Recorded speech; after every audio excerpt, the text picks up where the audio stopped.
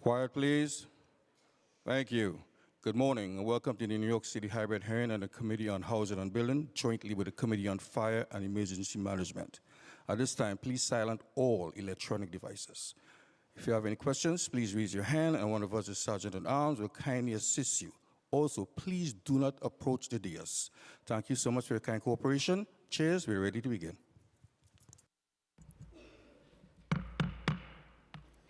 Good morning. I am Councilmember Pierina Sanchez, Chair of the Committee on Housing and Buildings. Thank you to Chair Arreola for holding this joint hearing today on fire safety in buildings. Today, as we remember the painful tragedy at Twin Parks Northwest. On January 9th, 2022, 17 lives were lost at Twin Parks. Some of our community leaders powerfully repeated the refrain in those days that those families, those children, would still have been with us today if they were not from the Bronx. In fact, in New York City, structural fires, like the devastating 5-alarm fire that took place at Twin Parks Northwest, overwhelmingly take place in community districts where the majority of residents are Black or Hispanic, per an analysis of New York City Fire Incident Dispatch data. In this hearing today, and in our work as leaders of the City of New York, we must seek solutions that address the why. Since the Twin Parks tragedy, between January 22 and December 2023, there have been 47,673 structural fire dispatch incidents throughout the city. We know that stovetops and heating in the home are the first and second leading causes of all fires. And of particular note is the devastating rise in fires in recent years and fire fatalities attributable to lithium-ion batteries, as more have become available throughout the city. It has been reported that an e-bike or e-scooter battery causes a fire in the city at least 4 times per week. And in 2023, we must note that it was the most fatal year on record, at least in the last 30 years, with 104 individuals who perished. I take this moment to thank our first responders from the bottom of my heart for jumping into harm's way time and again to prevent greater loss of life. In addition, I want to shout out the FDNY for your use of data and algorithms to predict where fires might occur and do proactive inspections through your risk-based inspection program. I want to thank the Department of Buildings for your responsiveness on the ground when you have site control, as it wasn't a fire, but 1915 Billingsley. I have appreciated your responsiveness. And to HPD, we talk every day. I also thank you for the ongoing work. In addition to fire incidents and fire safety, I want to highlight our city's fire and emergency response infrastructure for displaced survivors. Our city, and this is where HPD comes in, has a robust set of policies and programs, including American Red Cross coordinated services in the time period immediately preceding a displacement event, including hotel, accommodation, and in some instances, financial assistance. HPD operates longer-term shelters for displaced families and individuals, and agencies including emergency management, fire, Department of Buildings, health, and others coordinate work in an ongoing basis to achieve tenant relocation, building and unit repairs, and tenant services. While these services are unique among major cities, there is room for improvement, from communication with displaced tenants to sheltering issues, protection of personal property when tenants cannot access their homes, transparency and enforcement around repairs needed, and timelines. Tragedies help us to understand how we can do better in the City of New York, and I look forward to discussing that today. The legislation the Council passed in response to Twin Parks took direct aim at some of the fault lines exposed by the fire. Today, space heaters must have certain safety features, and the enforcement of self-closing door requirements has been strengthened and expanded. There have been notable increases in self-closing door violations since January 2022, and this is in direct response to legislation that we passed to ensure self-closing doors are installed and operating properly because deadly smoke can be cut off and contained, saving lives. If buildings are kept in habitable and safe conditions and housing standards are enforced properly, we should not have to respond and see tragedies of this magnitude. I will briefly touch on the bills we will be hearing today that are in the Housing and Buildings Committee and 2 additional bills that I have sponsored. Intro 6 by Councilmember Aviles would require HPD in consultation with FDNY and DOB to develop procedures to ensure that occupants of multiple dwellings are informed of the process for issuance of residential vacate orders following fires. 88 by me would adopt NFPA standards for periodic testing of fire and smoke dampers and smoke control systems, and it would create procedures for conducting mandated inspections and qualification requirements for individuals performing such inspections to get the smoke out of dangerous conditions. 89, also sponsored by me, would require the fire commissioner to notify community boards, borough president, and council members of a fire within their respective jurisdiction within 6 hours so that we can come to the aid of residents as well. Proposed Intro 17, sponsored by Councilmember Brannan, in relation to the installation of electric vehicle supply equipment in open parking lots, was heard in the previous term and is also a topic for this hearing. I would like to thank my team, my Chief of Staff, Sam Cardenas, and Kadeem Robinson, my Legislative and Communications Director, as well as the Housing and Buildings Committee staff, Taylor Zeleny, Austin Maloney, Jose Conde, Andrew Bourne, Dan Krupp, Reese Hirota, for all of your work leading to today's hearing. Thank you, and I would now like to pass it over to my colleague, Councilmember Ariola, for her opening remarks. Thank you, Chair Sanchez. Good morning. Thank you for being here today. I am Councilmember Joanne Ariola, Chair to the Fire and Emergency Management Committee. I would like to acknowledge members who are currently present. We have committee members Feliz, Riley, and Zhuang. On Zoom, committee members Schulman and Gennaro, and we are also joined by council members Hudson, Abreu, and Aviles. Chair Sanchez touched upon in her opening statement the reason we are here today, which is to examine fire safety in residential buildings.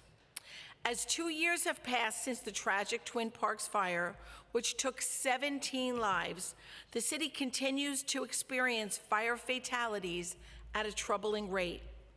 My heart goes out to all New Yorkers who have lost their lives, suffered injuries, and continue to experience fire fatalities at such a troubling rate.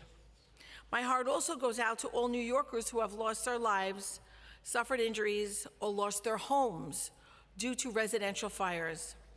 And my deepest appreciation goes to the fire department, the FDNY, who routinely puts their lives at risk to benefit all New Yorkers.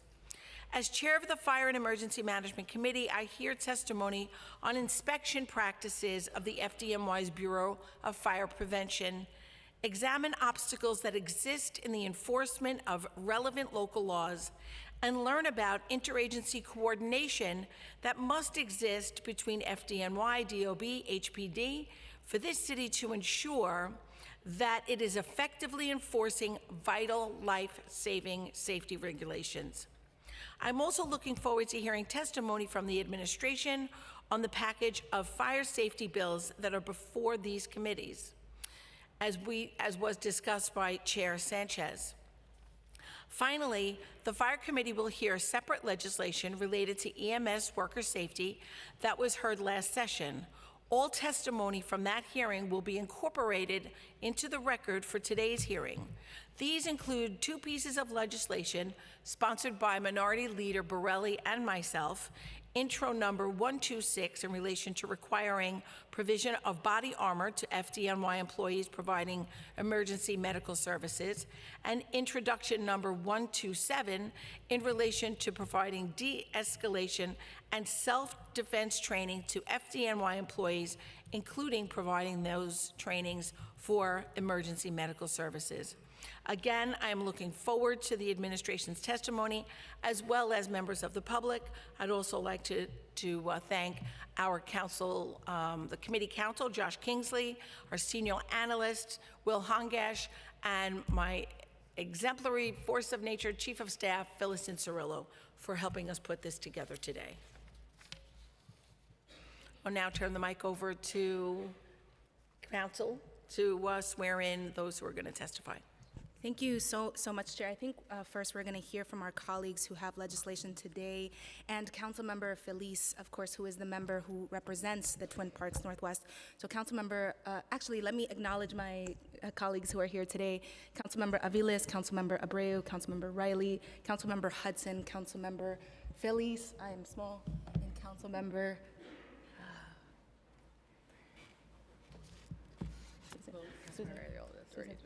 Oh, you did? Okay, sorry. Okay. Thank you. Okay, so with that, I want to turn it over to Councilmember Feliz. Thank you. Good morning, everyone. I'm Councilmember Oswald Feliz. I want to start by thanking Chair Sanchez and Chair Arreola for this very important hearing. And I also want to thank everyone who has joined us today and those that are testifying on this issue. It's been 2 years since the horrible, unspeakable Twin Parks tragedy. A horrible tragedy in the Bronx where we lost 17 innocent members of our community.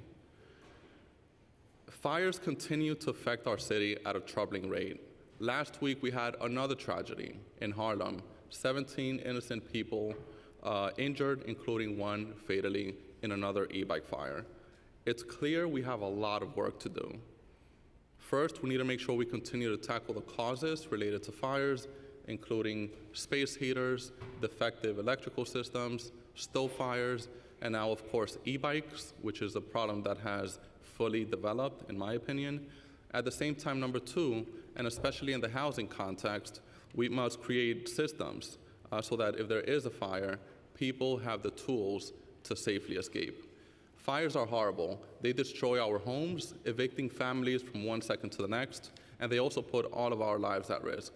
So I want to thank my colleagues for this hearing, and I look very forward to hearing about everything that we're doing on this issue. Thank you so much. Thank you so much, Councilmember Feliz. And now I want to acknowledge Councilmember Aviles. Buenos dias, good morning. And thank you, Chair Arreola and Chair Sanchez, for making my bill intro 006 part of the conversation today. This legislation is especially important to me because it comes directly from the lived experiences of residents in my district who have been impacted by fires, many of whom are non-English speaking. Over the past 2 years, we have experienced quite a number of fires, which have resulted in people being displaced and sent to shelters scattered around the city. In one of our largest fires, 110 adults and 30 children were displaced, most of whom were Chinese-speaking migrants who were not aware of their rights to re-enter after the fire to retrieve their possessions, or who were not able to access the resources necessary to obtain information regarding their rights. At that time, there were no adequate resources in language-accessible ways for them. It depended on community members who saw the tragedy unfolding to jump in to translate on-site at the time. Unfortunately, so many of these families, when they attempted to return to their apartments to retrieve whatever possessions remained after the fire, they were prevented from doing so by their landlord, even after the building was deemed safe for reentry. In one of the district's more egregious examples, resident possessions were sold by individuals who pretended to work for a moving company, having been granted access by the landlord ahead of the residents. From what we can understand from the FDNY, after necessary inspections are performed post-fire, the building is then returned over to the landlord if it has been deemed safe for reentry. The landlord is then responsible for alerting tenants that they have a right to return. If landlords are intentionally misleading tenants about their rights to reenter, this likely constitutes tenant harassment, thereby violating existing New York City housing laws. However, as with so many of our non-English speaking residents, they are not aware that their landlord is in fact violating laws and instead resign themselves to complete displacement and loss of all of their possessions. This bill aims to close the information gap through a very simple education process, which would be available in the top 10 most commonly spoken languages in our city. Through Intro 006, HPD, in consultation with the FDNY, would develop procedures that would ensure that occupants are fully informed of the process for vacate orders after a fire, including information regarding their rights as tenants, and the responsibilities of the landlords in this situation. This legislation would allow families to have better chance at at recouping their livelihood in the aftermath of a devastating fire, especially for many of those who may be at most risk of displacement. And I just have to shout out to Councilmember Jen Gutierrez, who also experienced a good number of fires and whose staff put together information for residents. And what we are trying to address here is that it shouldn't be left to council members and their goodwill to fill the gaps of information for New York City families. It should be part of a seamless process where we can inform people of their rights so that people can learn how to pick up after such a traumatic situation. So I look forward to the conversation on the legislation today. And of course, I cannot close without thanking all the first responders, HPD, DOB inspectors, and everyone, American Red Cross, who steps in during a time of crisis. We can do better, and I truly believe that if we continue to step into the multilingual city that we are, we will be able to meet these really serious needs. So thank you so much. Thank you, chairs.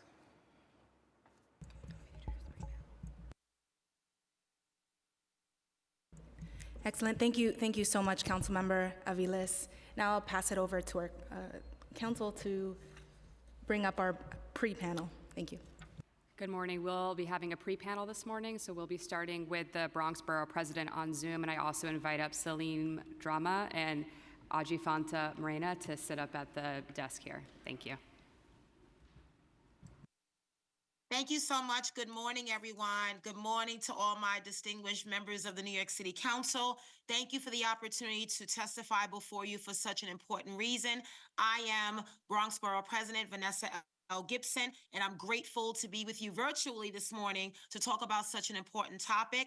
I, of course, want to acknowledge our chairs of these important committees, Madam Chair Piarina Sanchez, as well as Madam Chair Joanne Ariola, the members of the committees on housing and buildings, as well as fire and emergency management, colleagues in the New York City Council. Shout out to all the staff. Thank you for your tremendous work in convening this very important joint hearing today to discuss how our city collectively can respond better to fires across our city. First and foremost, let me send my hearts, my thoughts, my prayers of strength, of comfort to so many New Yorkers that have been impacted by fires across our city. Almost every day, we are witnessing residential, commercial fires in parts of our city that have been devastating, displacing families and residents. And certainly we understand the magnitude of the work that must be done as we move forward. In my first week as the Bronx Borough President, I was at church on a Sunday morning, January 9th, 2022, when I got a call that there was a 5-alarm residential fire at Northwest Twin Parks in the Fordham Heights community, and we believe that there will be multiple fatalities. And I, among many others, Chair Sanchez, Councilmember Oswald Feliz, elected officials, raced over to the scene, and what we saw was devastating, heartbreaking. It was pandemonium. It was chaos. There were people running and screaming. They didn't know what was happening. And I want to recognize our incredible first responders. Over 200 firefighters responded that morning, and New York City Emergency Management, NYPD, Patrol Borough Bronx, the 46th Precinct, the 911 call takers, the hospital workers. It was an incredible Herculean effort to figure out what was happening and how we can calm the crowd. That day, we would learn that 17 of our neighbors from the West African community of Gambia unfortunately perished in this fire. And there were dozens of residents from our community that were displaced in this fire. We have been able, during that time, working with elected officials, working with all of our government partners, non-for-profit leaders, organizations like GYO, Gambian Youth Organization, ICNA Relief, the Muslim Community Network, so many of our community leaders and rabbis and imams. We work with hip hop pioneers and so many others, colleges, healthcare partners, to really support the families on the ground, to establish an evacuation site, to figure out what was happening, the hospitals that received all of these patients. We work with neighbors on distribution of food, of clothing, working with Monroe College to establish an evacuation site. It was a lot that Sunday morning, and I am always reminded of that painful day that is a dark day in the history of our borough and certainly of our city. This fire was an unspeakable tragedy and certainly is a call to action and attention of the work that must be done to prevent tragedies of this magnitude from ever happening again. And this fire and many others have provided insight into the gaps in services and where we can improve our work when it comes to emergency responsiveness, when it comes to protecting the residents, the families, the children. Our office over these 2 years that it has engaged with the FDNY, with American Red Cross on installations of smoke detectors, smoke alarms, raising awareness around fire education, fire safety, workshops all over our borough. The community boards have been so helpful, NYCHA, all of our different organizations. We've been at senior centers, recreation centers. We've been all over the Bronx because we realized that this could happen at any given time. But what have we learned in these 2 years? Because we've seen that unfortunately the Bronx has been the cause and the site of so many of the most horrific fires in our borough, from Happy Land back on March 25th, 1990, to the fire we had on Prospect Avenue, to Twin Parks Northwest, to the fire we had in Highbridge with the Mugasa family in 2007, and whether it was a lack of egress, whether it was self-closing doors that did not work, lack of sufficient heat, resulting in using space heaters, so many things, government neglect, landlord neglect. We can blame everyone, but I think the reality is we have to figure out how to turn pain into purpose and our storm into strength. Each of these occurrences and tragedies requires a very comprehensive solution, one that is collaborative, legislation put forth, resources, education, and outreach. And that is why we're here today. I bring your attention to our strategic policy plan that we released in September of 2022, where we called for several policy changes that would help prevent and mitigate fires, which includes ensuring there is a sufficient interagency coordination with FDNY, with NYSEM, Department of Buildings, HPD, all of the relevant agencies that oversee our buildings infrastructure in this city. We do not want to further traumatize families and New Yorkers. The bills that are being considered today at these hearings is a good step in the right direction, as well as recently enacted legislation that you all are doing, as in yesterday with the lithium-ion batteries, legislation that you all passed. I want to commend you and say thank you for that, but also making sure that we do more. The work that the city council is doing, the state legislature, as well as at the federal government, led by members of Congress like Richie Torres and Adriano Espaillat. We have to keep going. We cannot stop because there is too much work that needs to be done.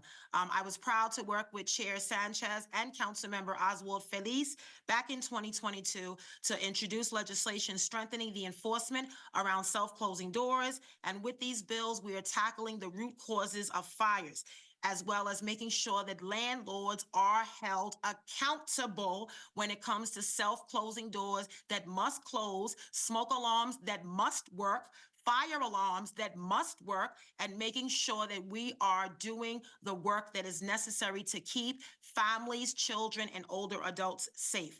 I am proud as the Bronx Borough President to lend my support to the bills on today's agenda as they aim to really make an impact on our city's emergency response and ultimately save lives. That is the work we have to do. We have to save lives. I want to thank all the council members, Chair Ariola, Chair Sanchez. I also want to thank Councilmember Oswald Feliz Felice, for your incredible leadership, everyone that's co-sponsored these bills. I really hope that together we can tackle the root causes. We can protect the fabric of our housing infrastructure.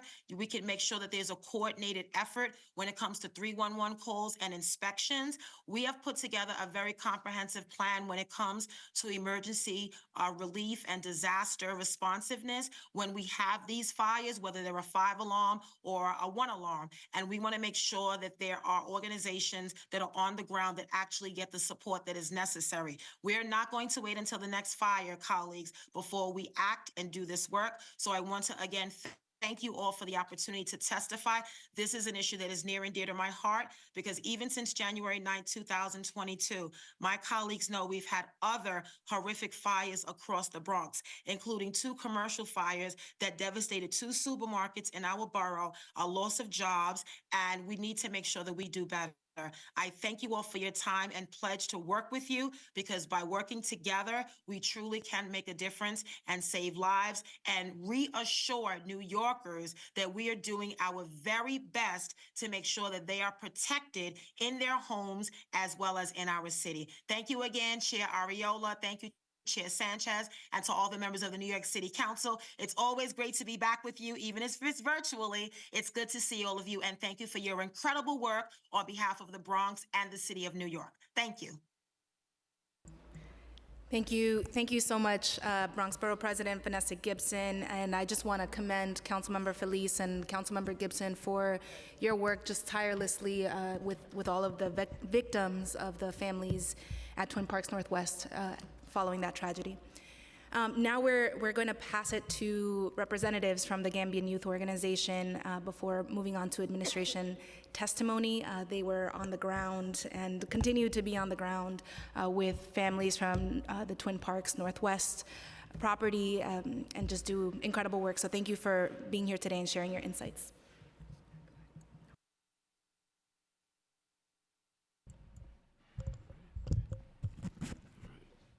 Hello, everyone. My name is Salim Drame. I'm the president of the Gambian Youth Organization. I want to thank Chair Sanchez, the Committee of Housing and Buildings, Committee on Fire and Emergency Management for hosting this hearing and having us on this panel. We all know that, the devastation that took place 2 years ago in the Bronx with the deadly fire that claimed the lives of 17 of our community members. Sira Jane was a former member of GYO, and she passed away due to the fire. So we pray that may Allah bless her soul and all the deceased of Twin Parks Northwest. And I always say, and I will continue to say, that the fire that occurred on January 9th, 2022 could have been prevented. It did not need to happen. It surely could have been prevented with coherent inspections, enforcement, and systemic change through legislation, which will prevent horrific fires like the one that happened on January 9th, 2022, especially in underserved communities. I want to thank the City Council, especially our own council member, CM Felice, for working on the package of bills for fire safety, which addressed some of the issues we have raised in our list of demands as a community. Though those bills that were passed during that year did address some of the concerns we raised, there's still some work to be done.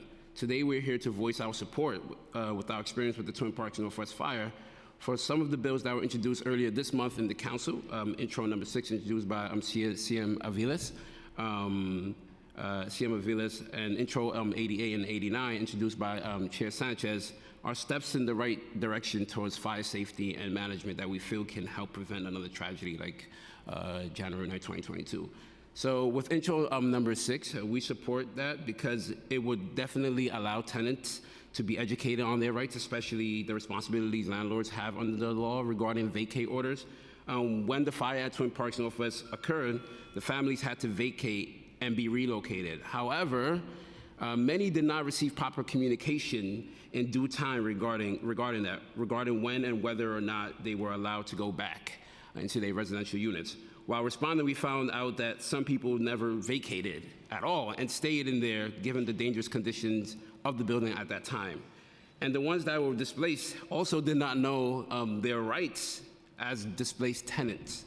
There was certainly a lack of communication regarding whether people were responsible for paying bills during the time of maintenance of the building, whether or not they can access their apartments at any point to collect important documents, or which city services and agencies they could work with to recover those documents. There were uncertainties about how long Red Cross and building management would cover shelter, hotels, stays while they were displaced. Tenants were asking questions about when it was safe for them to return to their units, or when they would be able to access their units itself. Even if tenants were notified, CM Aviles mentioned, like, there was language barriers in place, especially due to the African languages, like as we observed during the Twin Parks Northwest fire. We had to step in, as a grassroots organization to provide translation services real time. So intro number 6 definitely will reduce those confusions during tragic times. With intro number 88, we support this bill because it will establish a mechanism whereby if a fire were to happen, the smoke will be extracted from the building. I strongly emphasize the importance of this bill because all 17 people who passed away on January 9th, they passed away because of smoke inhalation. The smoke traveled from the third floor from the third floor throughout the whole building.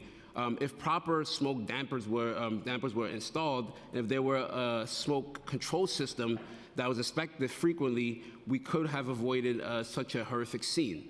The smoke control systems in low-income and affordable housing units are generally old and mostly damaged.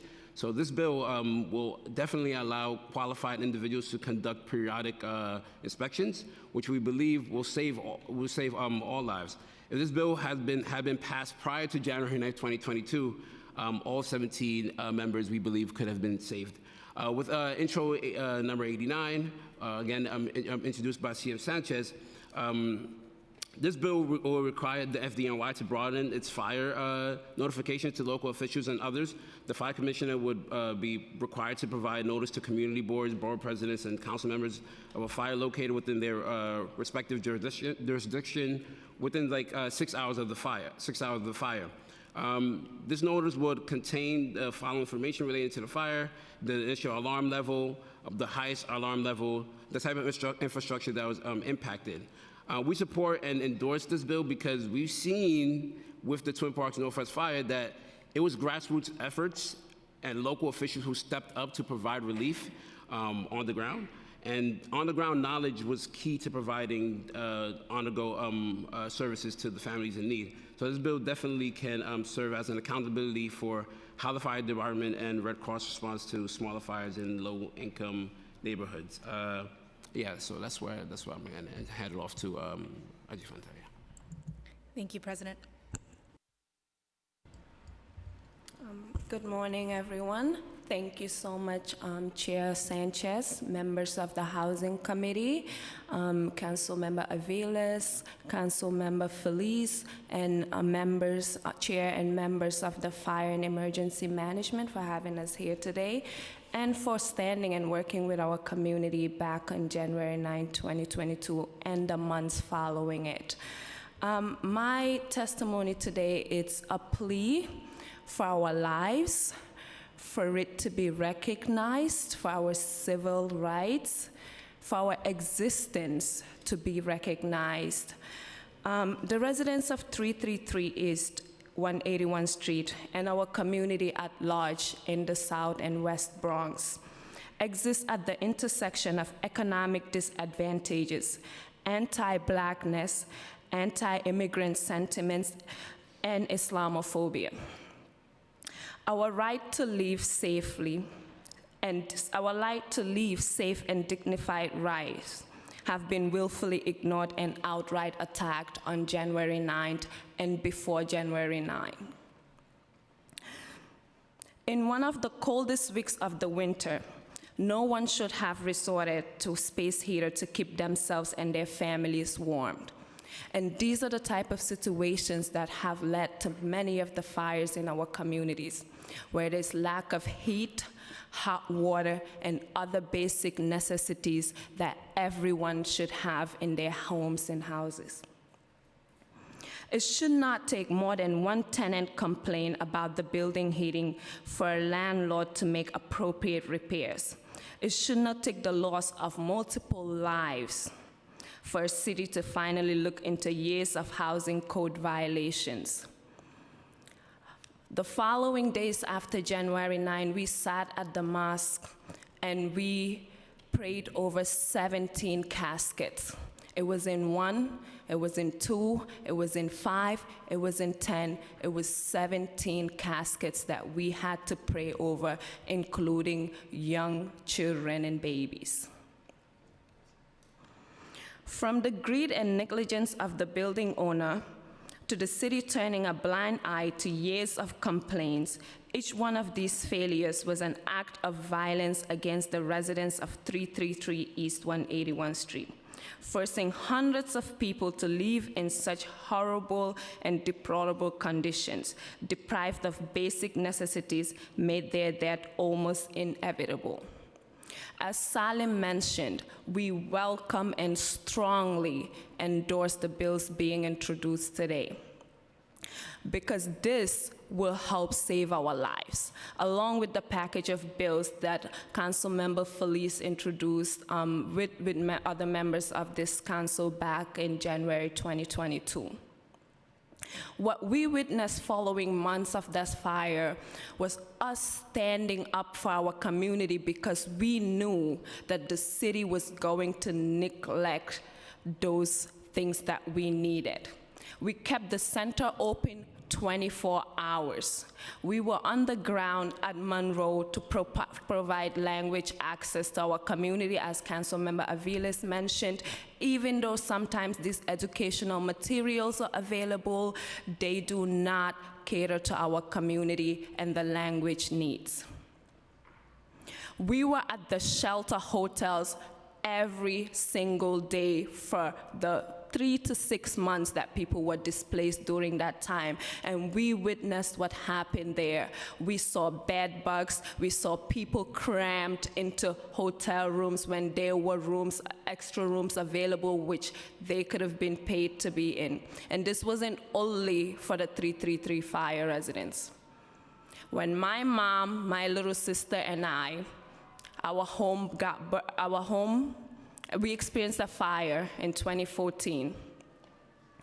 We were sent to a motel that was so degradable that my mom had to leave and pay out of pocket for us to have somewhere to spend the night.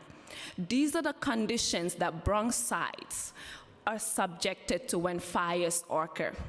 We want this city, we want HPD, we want Red Cross to recognize that we are human beings, that we have the right to exist in dignity.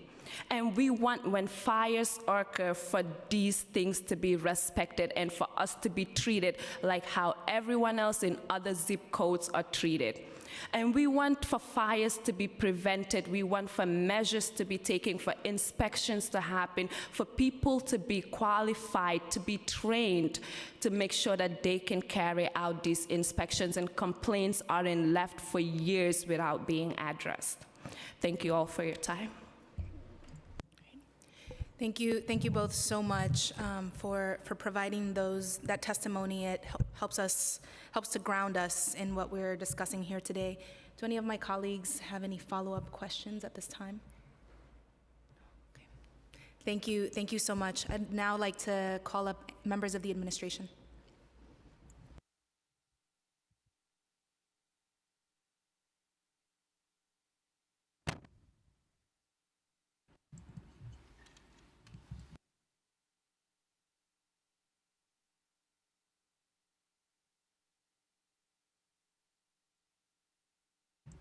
Thank you. Please raise your right hand.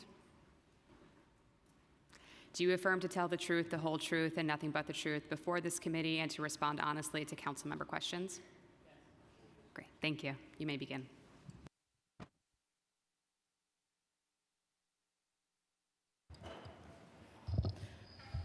Good morning. Excuse me. Good morning, Chair Sanchez, Chair Arreola, and members of the Committees on Housing and Buildings and Fire and Emergency Management. I am Anne Marie Santiago, Deputy Commissioner of Enforcement and Neighborhood Services at the New York City Department of Housing Preservation and Development. Thank you for the opportunity to testify on agency enforcement related to fire safety in the aftermath of the Twin Parks tragic fire. The fire that took place at Twin Parks Northwest in the Bronx on Sunday, January 9, 2022, was a devastating tragedy. We mourned the 17 New Yorkers, including 8 children, whose lives were lost that day. Importantly, as a result of a mayoral order, agency policy changes, and local law changes, we took important steps forward to improve fire safety in the city since that time. One of the most important steps for HPD was to improve communication with both tenants and property owners regarding fire safety issues. First, HPD began to post information in buildings to directly communicate with tenants. Whenever at least one self-closing door violation is issued, the housing inspector will post a notice in the public hallway that advises the tenants that HPD is issuing a violation for a self-closing door in the building, explains why and how doors should be self-closing, and encourages the tenants to notify the building owner if they have an issue with their door. If the building owner fails to respond, the tenant should file a complaint with HPD. If a violation for a self-closing door is issued for a specific apartment, the tenant of that apartment receives a notification from HPD with a document included in that mailing that explains to the tenant the importance of the self-closing door and how the door should work properly. The letter advises the tenant to allow access to the owner to correct the door condition. It also advises the tenant that should the owner fail to correct the condition, the tenant should expect to hear from HPD's emergency repair program, which will hire a vendor to fix or replace the door. For property owners, HPD now includes a document in the notice of violation which clearly explains the requirement for self-closing doors and encourages owners to check other doors within their building. HPD periodically raises the issue of compliance with self-closing door requirements with building owners as part of its general outreach strategy of email bulletins, urging them to be proactive in checking the doors to ensure that they are self-closing. In compliance with Mayor Adams' Executive Order 12, HPD also modified its inspection process to identify when the fire safety notice, required under the fire code, is not in place behind the door of every apartment we inspect. If the inspector identifies that the proper notice is not posted, a letter is sent to the owner notifying them about the requirement. The fire department receives monthly data files from HPD about the presence of these fire safety notices, in addition to data regarding all violations issued by HPD, for any further analysis or use as the FDNY deems necessary. We believe, as Mayor Adams stressed repeatedly in his discussions on this issue, that education for both property owners and tenants about how to stay safe and what to do in the event of a fire will go a long way towards preventing tragedies like the one at Twin Parks. We have also made the issue of fire safety, including some general information on the dangers of lithium-ion batteries, more prominent in our general communications with tenants and owners, including updates to our ABCs of Housing information guide, the informational pamphlet that we distribute on every inspection, and through our webpage on fire safety. HPD and the fire department work together to conduct outreach in neighborhoods throughout the city for the past 2 summers, and we are already talking about how best to do joint outreach this summer. Now I would like to focus on the implementation of local laws passed in 2022 related to fire safety issues. Local Law 63 of 2022 clarified the definition of a self-closing door in local code, requiring doors which must be self-closing, which includes all doors providing access to interior corridors or stairs, to return to the closed position and self-latch when opened and released.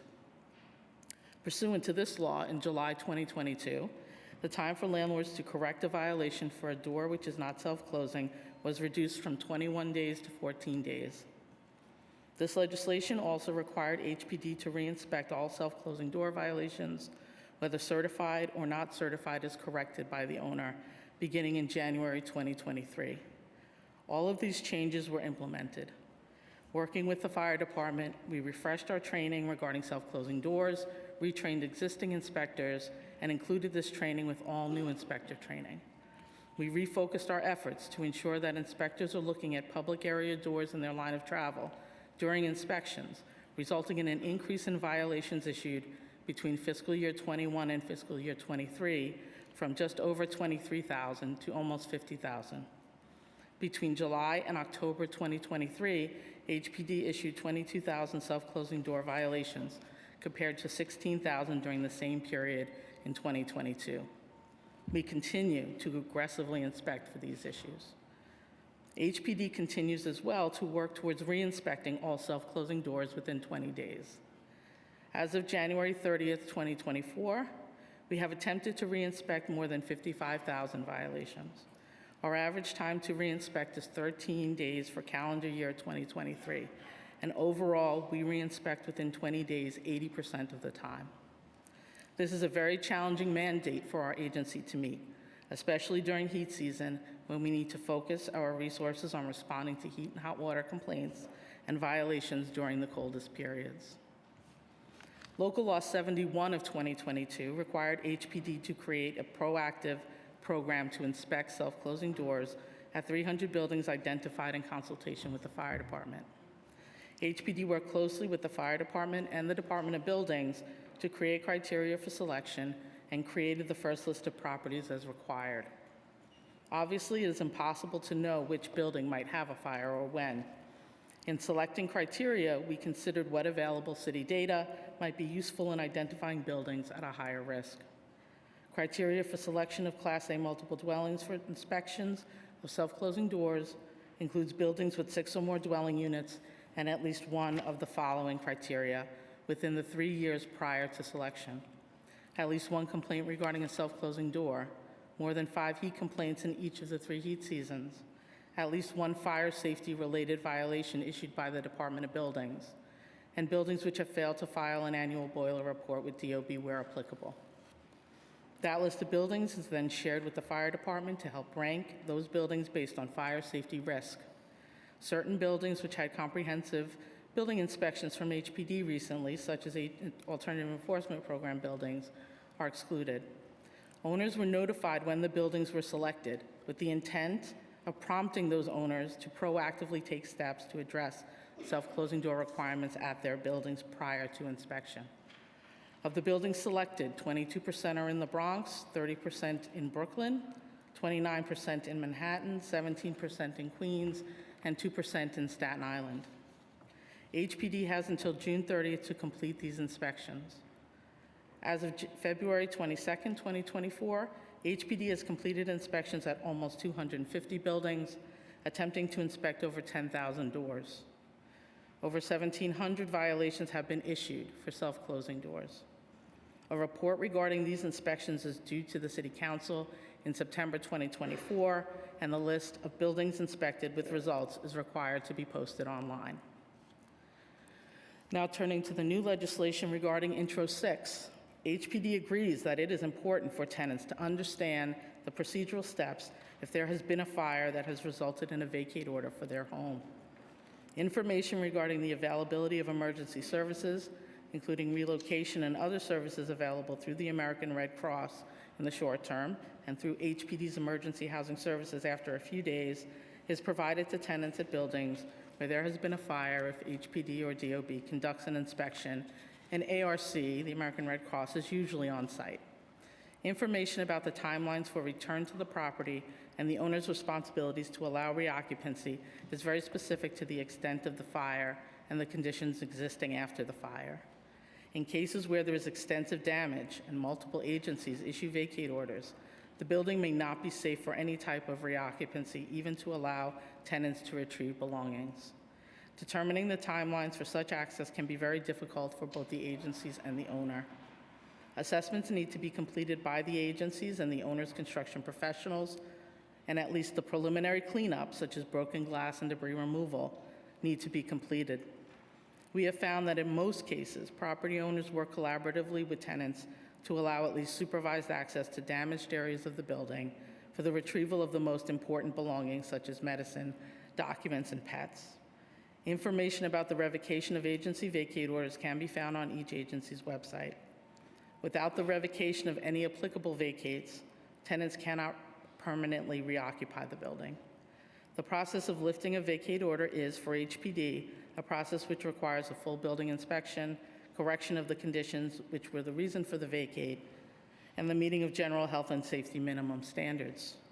I understand that it is frustrating for tenants who, understandably, just want to return to their homes. But each situation is unique, and our priority is for the safety of all tenants. Thank you for your time, and we look forward to your questions. I will turn it over to the Fire Department first for their testimony.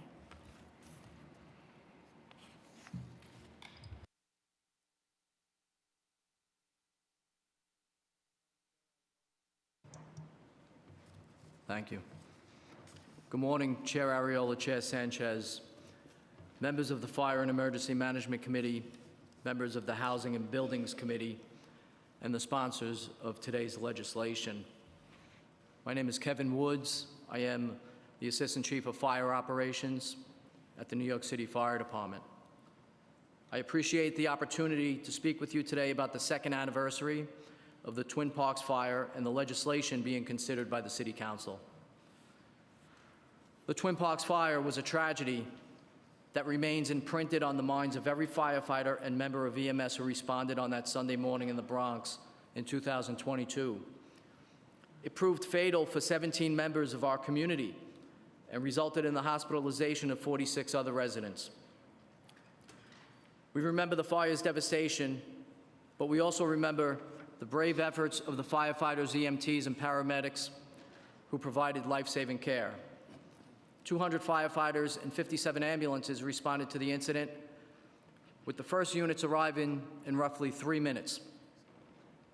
Through their tenacious efforts, including at times placing the safety of the residents above their own, FDNY members rescued 15 residents who were discovered in cardiac arrest, transporting them to local hospitals and ultimately saving their lives. FDNY members assisted dozens of other patients so that they were able to escape the building, including many who were trapped or unconscious, and provided immediate medical care.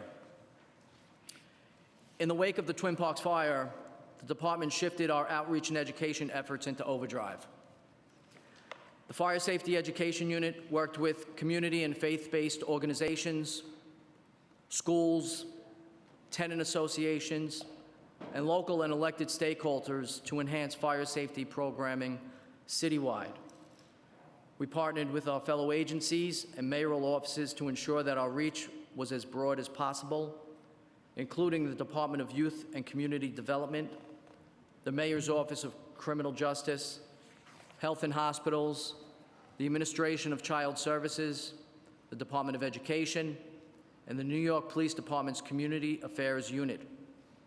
These programs focus on educating residents to be prepared for and prevent fires and other emergencies. They include discussions on topics that were relevant to the Twin Parks fire, including space heaters, having an escape plan, and the importance of closing the door behind you when escaping a fire.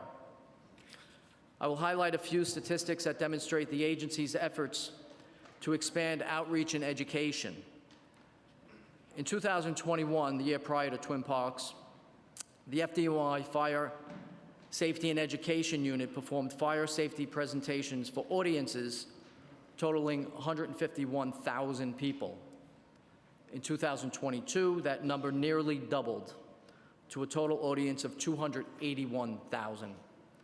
In 2023, that total number of individuals who attended a fire safety presentation went up again to approximately 423,000. That's an increase of 180% from the amount of public education we were providing prior to Twin Parks. That included a 30% increase in the number of fire safety presentations in schools from 2022 to 2023. I want to take this opportunity to thank the council members who coordinated with us to schedule a fire safety education event in your district, many of whom are here today. And I would like to encourage all of you to partner with the fire department to hold education events for your constituents. Another legacy of the Twin Parks fire is that we strengthened our partnership and coordination.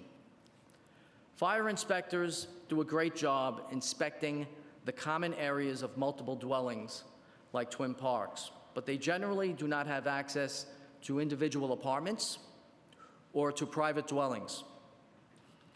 FDNY worked with the Department of Housing, Preservation, and Development to refine training for HPD inspectors, specifically on the topic of self-closing doors. We also worked with HPD to implement several data sharing activities. Some of that work came about as the result of conversations that we had with council members on the two committees hosting the hearing today and the legislation that resulted from those conversations. We are proud that we have been able to learn lessons from this tragedy and improve safety conditions across the city as a result. I'll briefly address the legislation being heard today that directly affects the fire department. Introduction 88 would amend the fire code and the building code to establish periodic inspections, testing, maintenance, and reporting requirements for smoke dampers and smoke control systems. The existing New York City Fire Code requires that all smoke dampers shall be maintained in accordance with NFPA 105, which is the standard called for in the legislation. However, the cost and resources to both the building owner and the fire department would be necessary to maintain the inspection regime required by the legislation would likely be very high, especially when considering that the fire department does not consider ineffective or malfunctioning smoke dampers to be a pervasive problem that we face when responding to fires in the city. Introduction 89 would require the fire department to provide notice within 6 hours of each fire to the respective council member, borough president, and community board in whose jurisdiction the fire occurred. The fire department currently provides notification of fires involving a fatality or other characteristics of interest. We believe that the intent of the legislation is already substantially fulfilled by the Office of Emergency Management Watch Command notifications. Watch Command notifications are sent in a large variety of circumstances, including when a brush fire impacts an area within the 5 boroughs, if a fire occurs in a high traffic or sensitive area, if a fire reaches a 3rd alarm, if a fire involves potentially hazardous material, as well as other circumstances involving FDNY activity. They also circulate notifications if a fire has occurred outside of New York City, but has an impact within the city, including smell, smoke, or other factors. To give you a sense of volume, there were approximately 34,800 fires in New York City in 2023. That's almost 100 fires a day on average. And some days have much higher than average incidents of fires. The vast majority are quickly contained without substantial impact to locations beyond the fire itself. The FDNY strives to keep council members, borough presidents, and community boards updated. However, the personnel and time necessary to comply with this legislation would be substantial and not the best use of the fire department's resources. Introduction 903 would require the fire department to provide body armor to all emergency service members. Under the legislation, the body armor shall meet a ballistic resistance or stab resistance standard of the National Institute of Justice or any successor standard.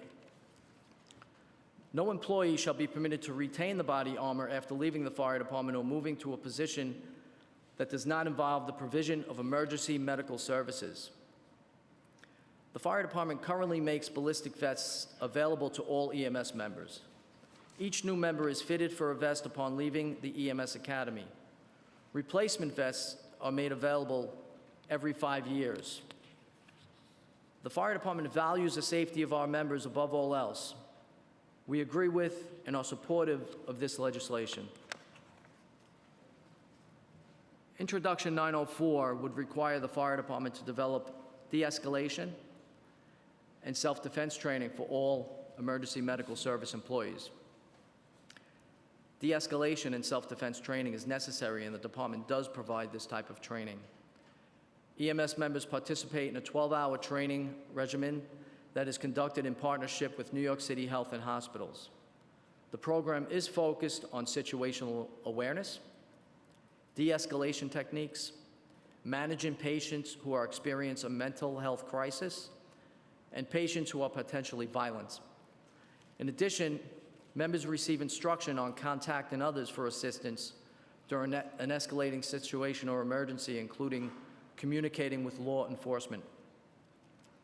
The training that we provide now does not comply with the provisions of Introduction 904 that would require it to be offered annually. However, the department does offer a portion of that training on the learning management system, which is available in all EMS stations at any time. We are always exploring ways to make our members safer, so we are happy to continue engaging with the council to develop a version of this legislation that is satisfactory to all. Thank you very much. I would be happy to take your questions at this time. Thank you so much. I just want to acknowledge that we've been joined by Councilmember Yeager, Councilmember De La Rosa, and Councilmember Dinowitz. And Councilmember Ressler.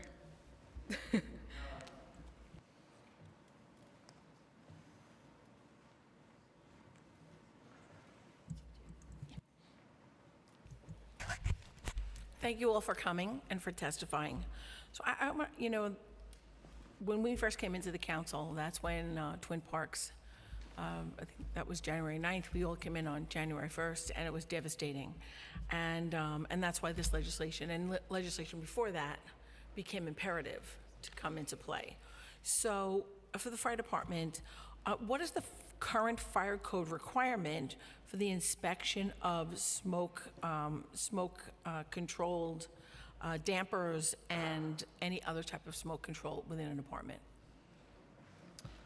Right now, there's two different types of inspections. The firefighters, those are uniformed inspections, and then you have fire prevention, who are the technical experts with fire dampers and such items as that. For a uniformed inspection, what we do is we try to get a responsible person. Let's say it's either Twin Parks, or if it's a non-fireproof building like we witnessed last week in Harlem. That's a 6-story building, brick with fire escapes, very common building in New York City. We first examine the exterior of that building. We'll look for life safety issues such as the fire escape. These buildings, most of them in the city, are over 100 years old, and we look to see if those fire escapes are maintained properly. Then we walk through the front door, and we investigate the housekeeping in the hallway. We look for CO detectors. We look for smoke detectors. We try to make our way into the cellar. The cellar is crucial for us as far as an inspection. We look for structural stability. We are experts. We respond to many gas and electrical emergencies. So we may call HPT and DOB for maybe somebody that tapped into a gas main. And we look for housekeeping in that cellar. We look to see if there's anything too close to the boiler.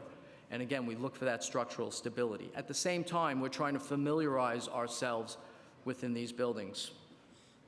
So last year, the fire department inspected, just the uniform side, inspected over 78,000 buildings. 78,000? 78,000, right.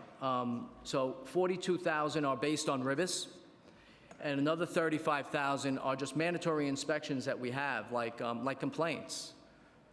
Whenever we receive a complaint, we go out there and we investigate, usually depending on the severity of the complaint. Like we had a complaint last night where we had to vacate an area with, that had 46 beds, right? So complaints, vacate. So us or DOB, maybe a combination, we do surveillance, right? These are inspections. And at the same time, our units, our 350 plus fire companies, we're in service at all times. So we're not taken away from the protection of your community by inspecting these buildings. And do you ever rely on self-certification from the building owners? Not through the uniform side, but our fire prevention side does. I'm not an expert in that field, in the fire prevention side, but I believe they do. You believe in the self-certification? No, I believe that the You fire believe prevention. They do? Yeah. Okay. Do you know to what extent the FDNY audits self-certification records? Or that would be beyond your purview? Yeah, I don't have that technical All right. expertise. So, what qualifications must an individual possess to conduct inspections of smoke dampers? Again, that would be a member that works. The Bureau of Fire Prevention are not firefighters, they're civilian employees. And I don't know what testing or qualifications they have for that. All right. So according to the PMMR, the number of life safety education presentation decreased from 1,449 in the first 4 months of FY 2023 to 735 in the first 4 months of FY 2024. This is a marked decline in the number of presentations. Why has the department reduced these presentations so significantly? Fire safety education. So the FDNY is committed to educating the public on fire safety. In 2021, our fire safety education team educated 151,000 people. In 2023, as you heard in my testimony, over 422,000 people. That tripled in 2 years. So we partner with HPD. This past fall, during National Fire Prevention Week, we had a citywide fire campaign. And it was called Keeping Homes Fire Safe, to educate all New Yorkers on fire safety. We emphasized things like self-closing doors, space heater, seasonal, lithium-ion battery. So the outreach is very robust. We, again, partner with our schools, our faith-based organizations, and we also have outreach after a fatal fire. So after a fatal fire, we'll have information tables in front of the building, maybe on the block. We'll target schools, and there could be language barriers, as we heard earlier. So our fire safety education material is written, we have it in over 10 languages. So if there's a language barrier at the scene, we will bring a translator. So we try to focus on that. We also try to focus on, during this fatal fire, the cause of that fire. So if it's space heaters, for instance, we'll talk all about space heater safety, such as not using extension cords, not having it plugged in or on when you're sleeping. So we will keeping 3 feet. Space heaters need space, right? So space, 3 feet around a space heater, that's what we need. And that's the education we're trying to give. Okay, great, that's great. And I'm glad that it's in many languages and you are able to bring translators on site. Do you think that this outreach to these neighborhoods has reduced the number of incidences?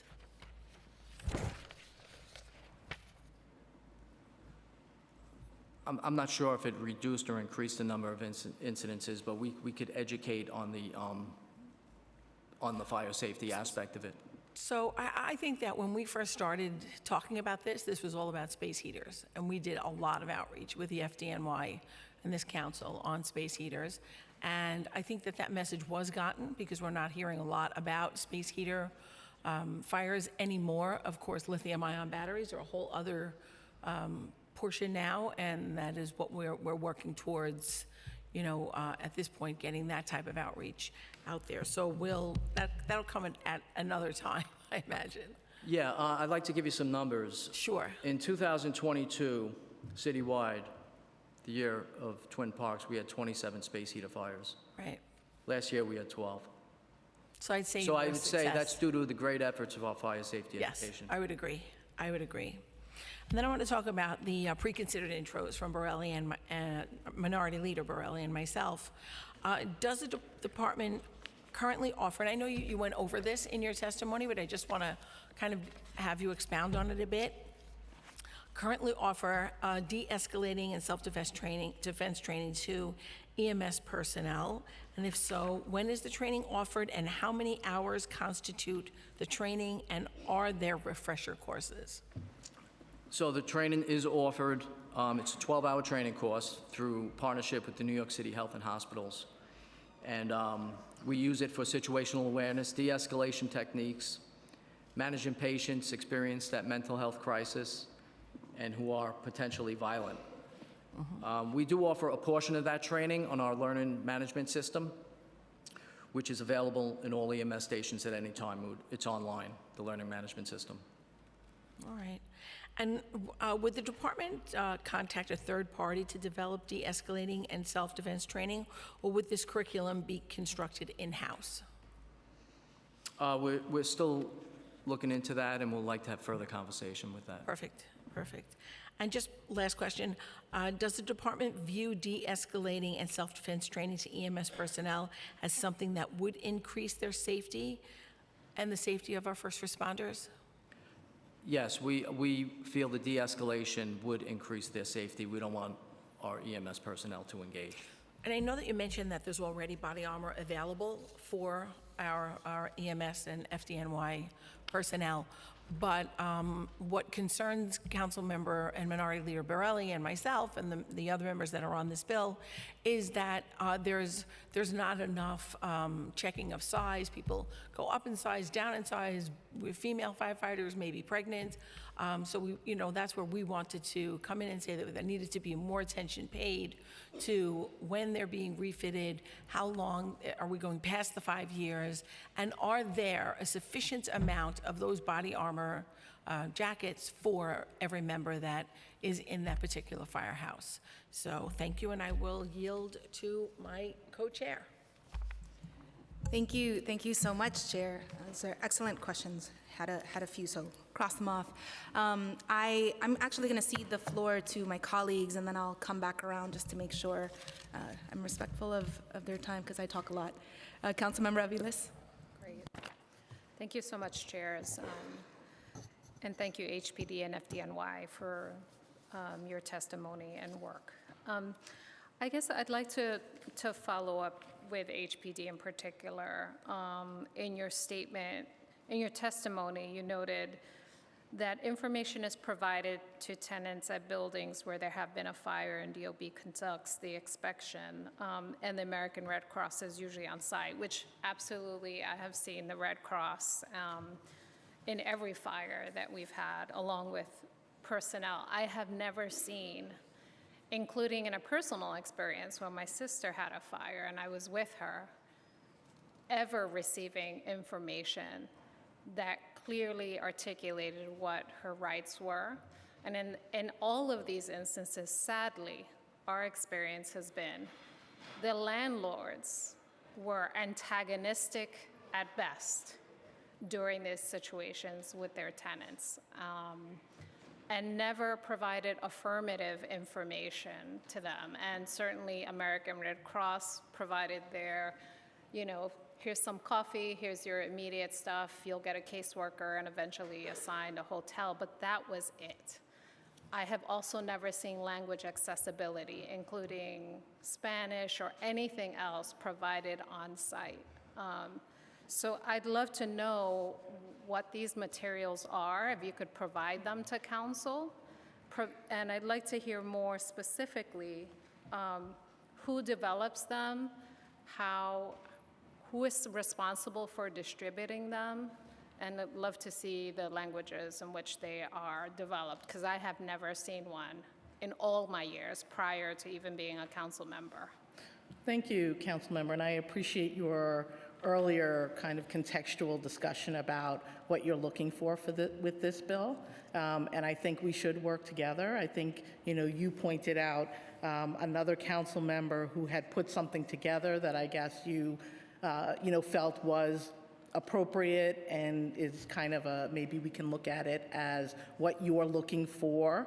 The information we currently give out is really about the immediate needs, the emergency housing, how you contact the Red Cross, how you contact our emergency housing services, and I can certainly provide that to you, after the hearing. But I think, what we understand from your bill is that the tenants in trying to get access to the building, trying to get access to their belongings, need some additional guidance on what that means and what their rights are. And again, that what it means for each individual instance may be different depending on the situation on the ground. So we can't be too specific with that information, but we'd love to continue the conversation with you about, what is the right direction that we can provide to tenants. Generally, HPD does try to provide all information in the 10 languages. So including our ABCs of housing, including any information on our website is translatable, and we can certainly add more information there as well for people who may not be able to get the information at the time of the event. They're not home, they're unavailable to take the information because they are dealing with the chaos of the moment. So very open to continuing that discussion. Great. Well, thank you. And certainly, Councilmember Gutierrez's materials are very helpful. I mean, a basic know your rights, fundamentally, with generic information, obviously, Right. on what to expect, who to call very clearly. So we have some of this work already done by Councilmember Gutierrez's staff, but obviously we'd like to see it rolled out citywide in a very seamless way, given to people and obviously talked through during the time of trauma. So would love to work with you on that. And, we need it yesterday. In terms of, just to walk to procedurally for the record so that people understand. So after a fire, what types of inspections occur and by which city agencies are they conducted? Just obviously, I heard you, the situations are really unique, but if you could give us a general walking through, that would be helpful. So I can speak for HPD, my colleague can speak for DOB, and there are other agencies. Yep. Department of Environmental Protection may be involved, others, so I'm only going to speak for HPD. So at a fire of magnitude where HPD responds, as you heard the chief, there's thousands of fires all over the city all the time.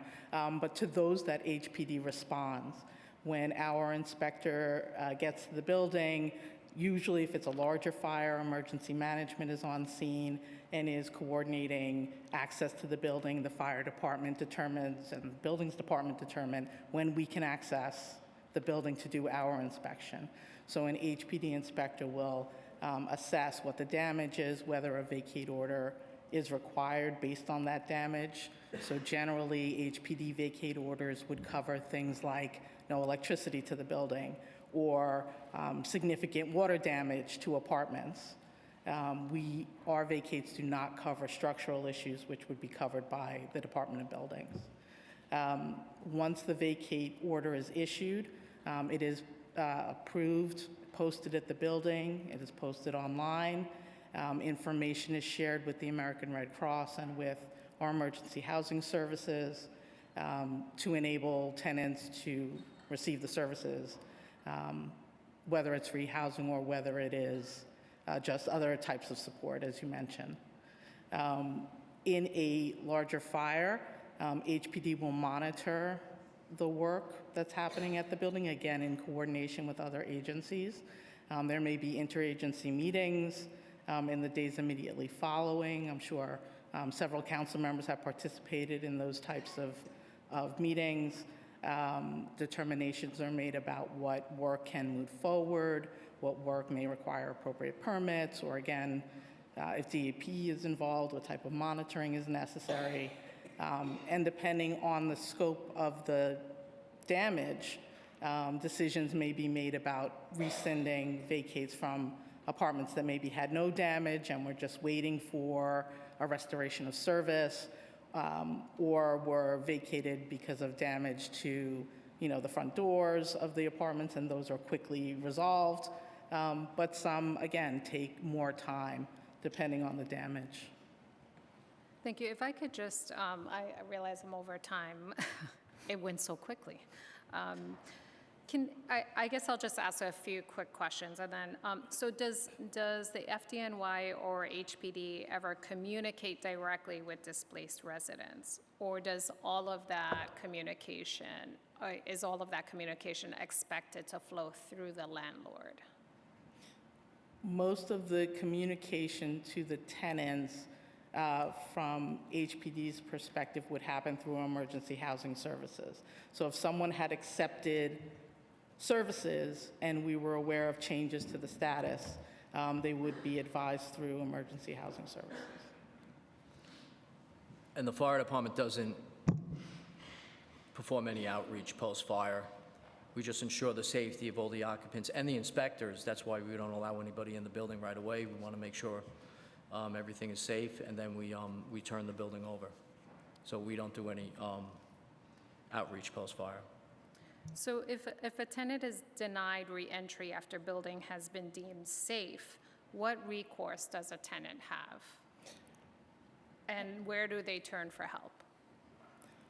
In most cases, that's considered an illegal lockout, and a tenant should seek legal services for their specific case about what is occurring. And does HPD even provide that information to people when they experience fires? I believe that that's what we advise people when they advise us that they are being not allowed to return. Is that information provided at the time of the fire? I could not say that that is happening right now. It might be good for the Understood. for the information we're going to work on together.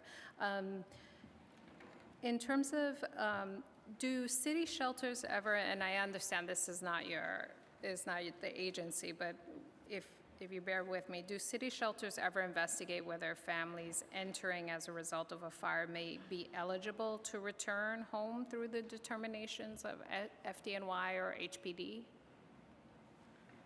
Entering a homeless is- shelter? Yeah. Or through like emergency the services? communication, I think the question is trying to get at the communication between obviously the emergency shelter system and whether or not homes are deemed safe for return, like what that communication flow. So at the fire scene, what we do is if people are displaced from their building or apartment, we coordinate with NYSUM, we coordinate with the American Red Cross, and we get that, we're there, right? So we get that ball rolling so the people can be taken care of. And through NYSUM and the American Red Cross, they would look to see where they're going to place these people.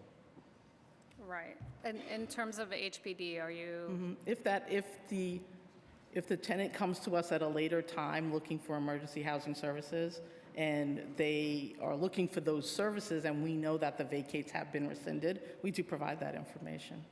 Okay. I guess we look forward to working together because this is still very much a gap. I have never seen interpretation on site available, and I've never seen concrete materials that could really help. For me, the way it operates on the ground is the landlords have the simple onus and information and kind of do whatever they want. And then families are distributed dealing with this trauma.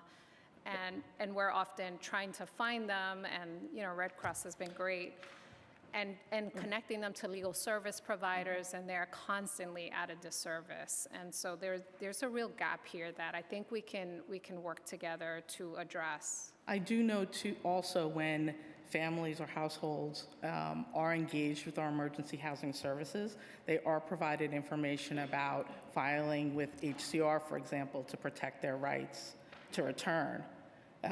So that information is given to them by emergency housing services.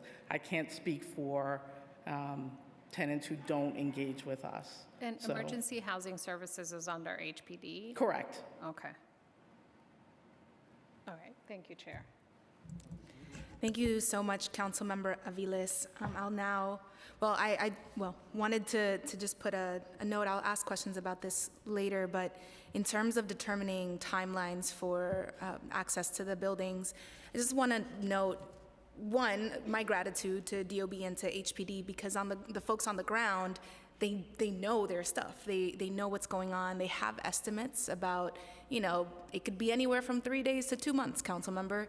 And I think that some of that transparency, and I understand the hesitation, right? I hear it from the staff on the ground, like, please, I can't, I'm not allowed to say this, but why, right? There's a bit of certainty that we can give to the tenants so that they can plan their own lives. How long am I going to be, commuting from this place to my place of work, to my kids' school? How long am I going to be without a stove? And things like that. So just want to reemphasize the need for that transparency that, could come through Councilmember Aviles' bill. With that, I want to turn it over to Councilmember Dinowitz, followed by Councilmember De La Rosa. Thank you very much, chairs. Good morning. First, FDNY Assistant Chief Woods, I want to thank you. You were mentioning training, and we've had a number of the training sessions in my district. They've all been fantastic, and people walk away very, very pleased with the amount that they've learned, and I feel we have a safer community because of it. One of the big discussion pieces that came out of the Twin Parks fire, the area we need to work on is self-closing doors. Can you talk a little bit about the number of violations that have been issued since the Twin Parks fire regarding self-closing doors?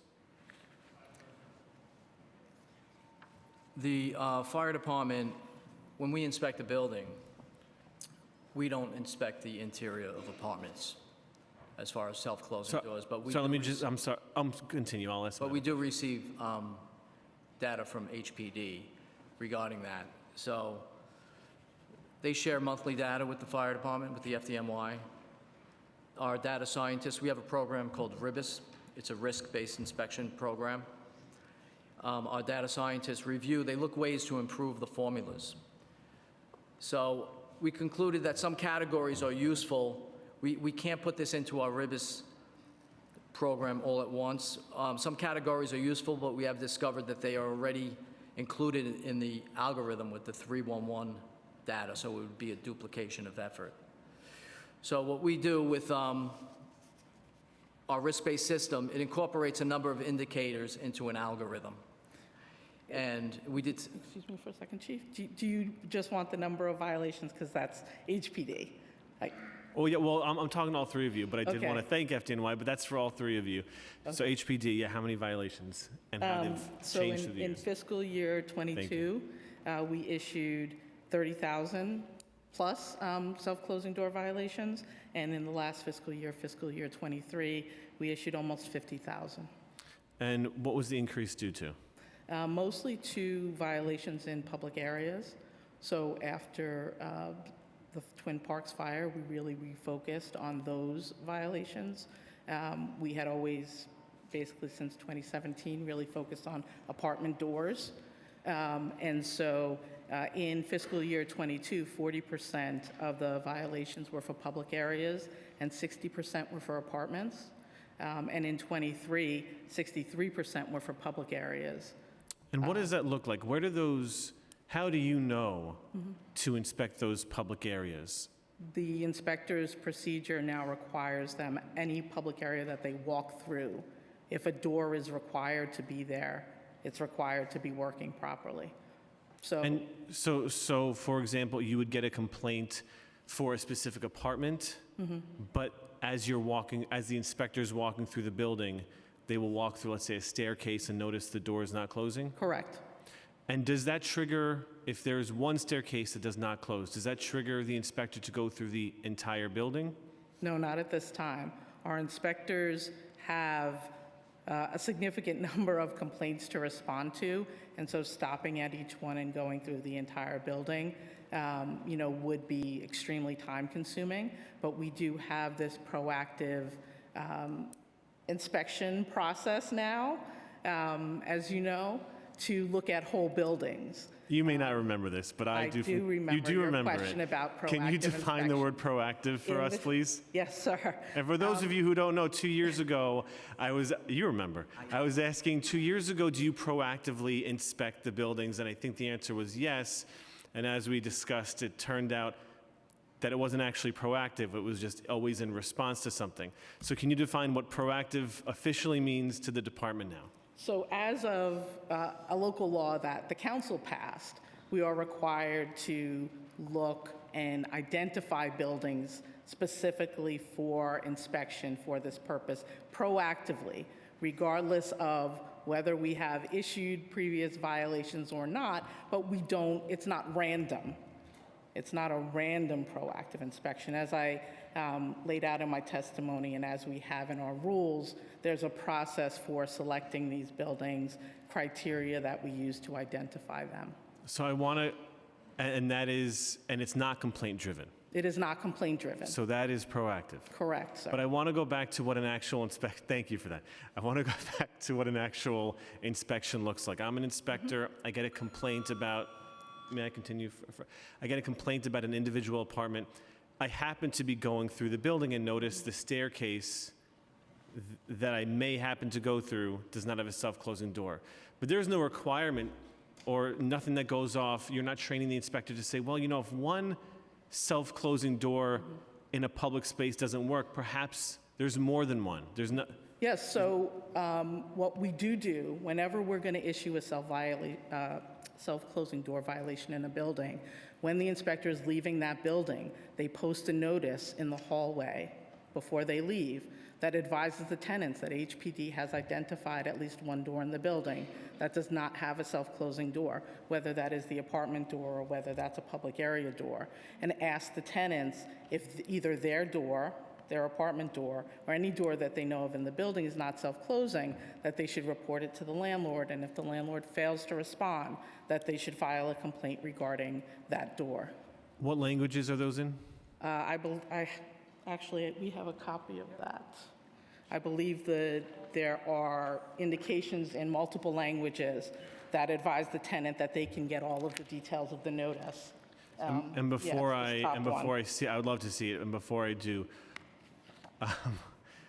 is it your estimation that the font is and the writing is accessible to all who might live in the building? We hope so. So the copy that you can receive today, sir, is a regular size 8 by 11, but the actual posting is a bigger document. Okay. So we can get you an actual. I will note that the FDNY does send out mailings that are not accessible with their print material, and there is actual legislation we're working on to address that. And so I'd love to see that because I am hoping HPD does not make the same error, especially when it comes to safety. So you only go, if you happen to find one, there is nothing in your protocol to say, hey, you're walking to an apartment, just check one of the staircase doors, check one of the doors. There's no protocol there. It's if they happen to be walking through.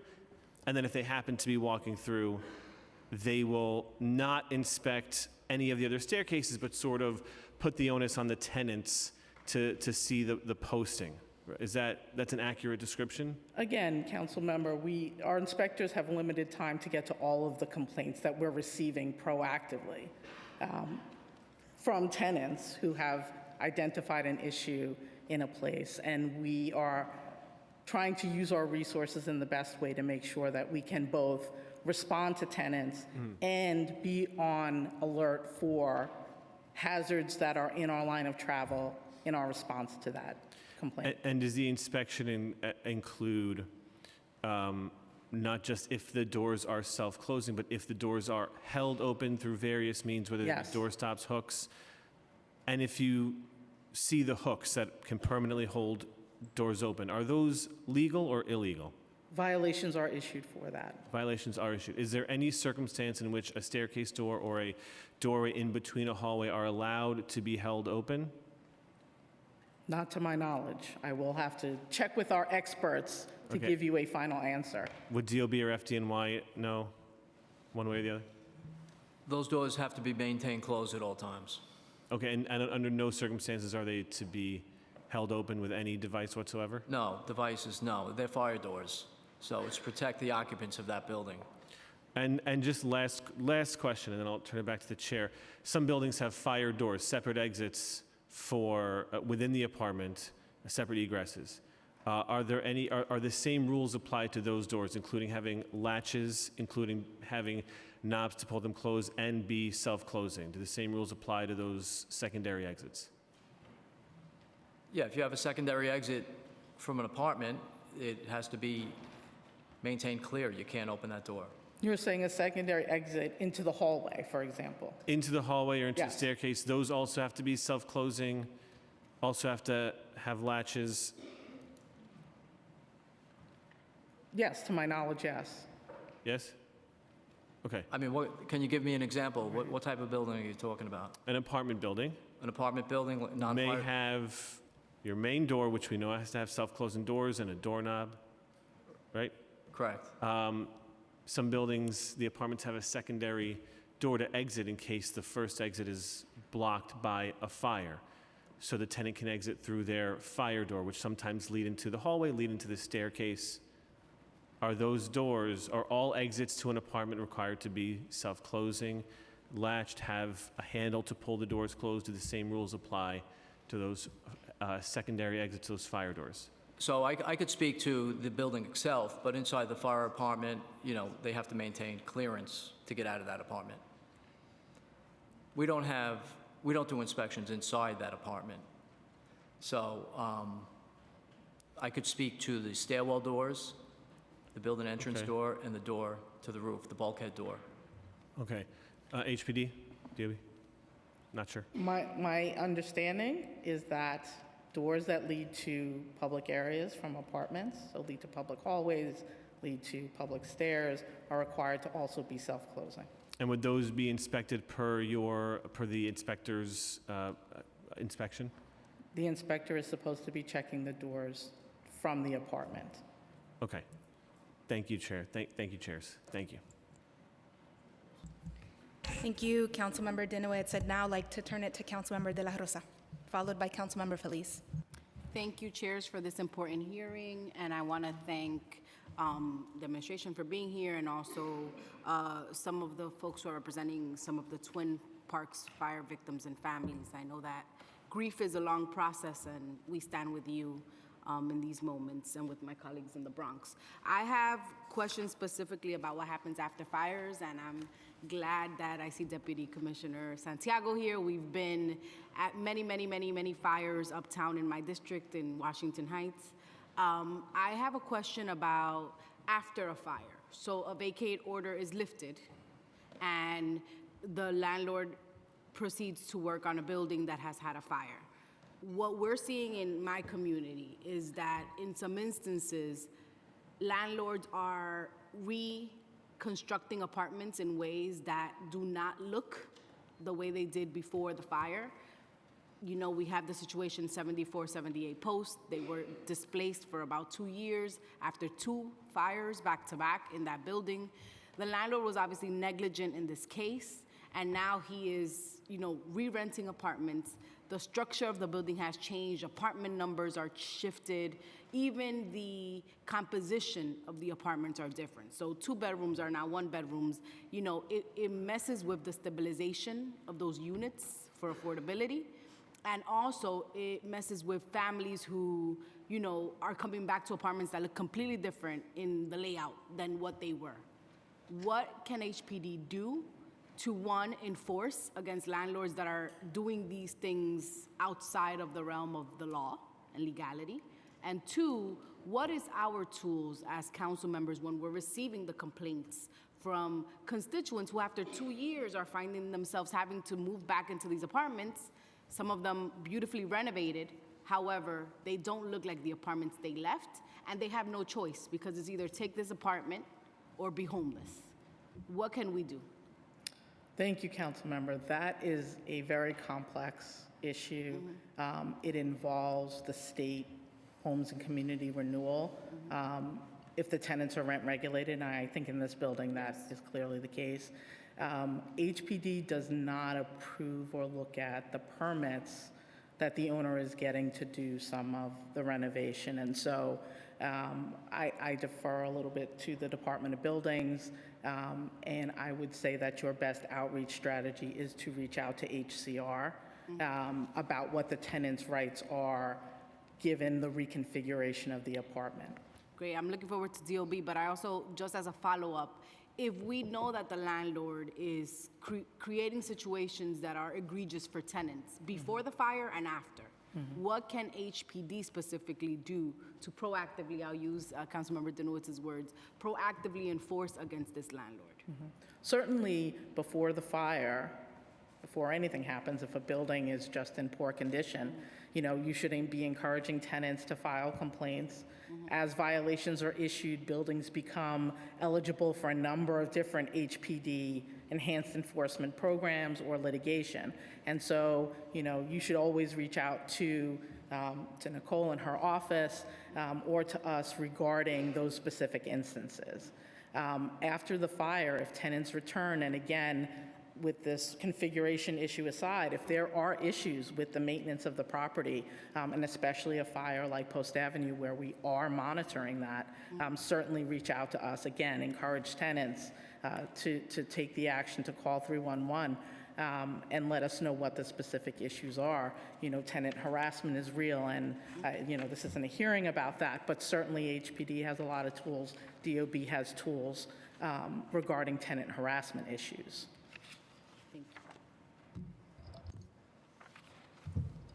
Hi, Councilmember.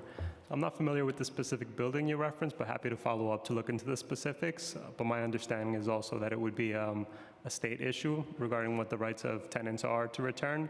But we have heard of similar incidents in the past, and we've cooperated with tenants who've had these concerns. We've helped them track down the original plans for the building.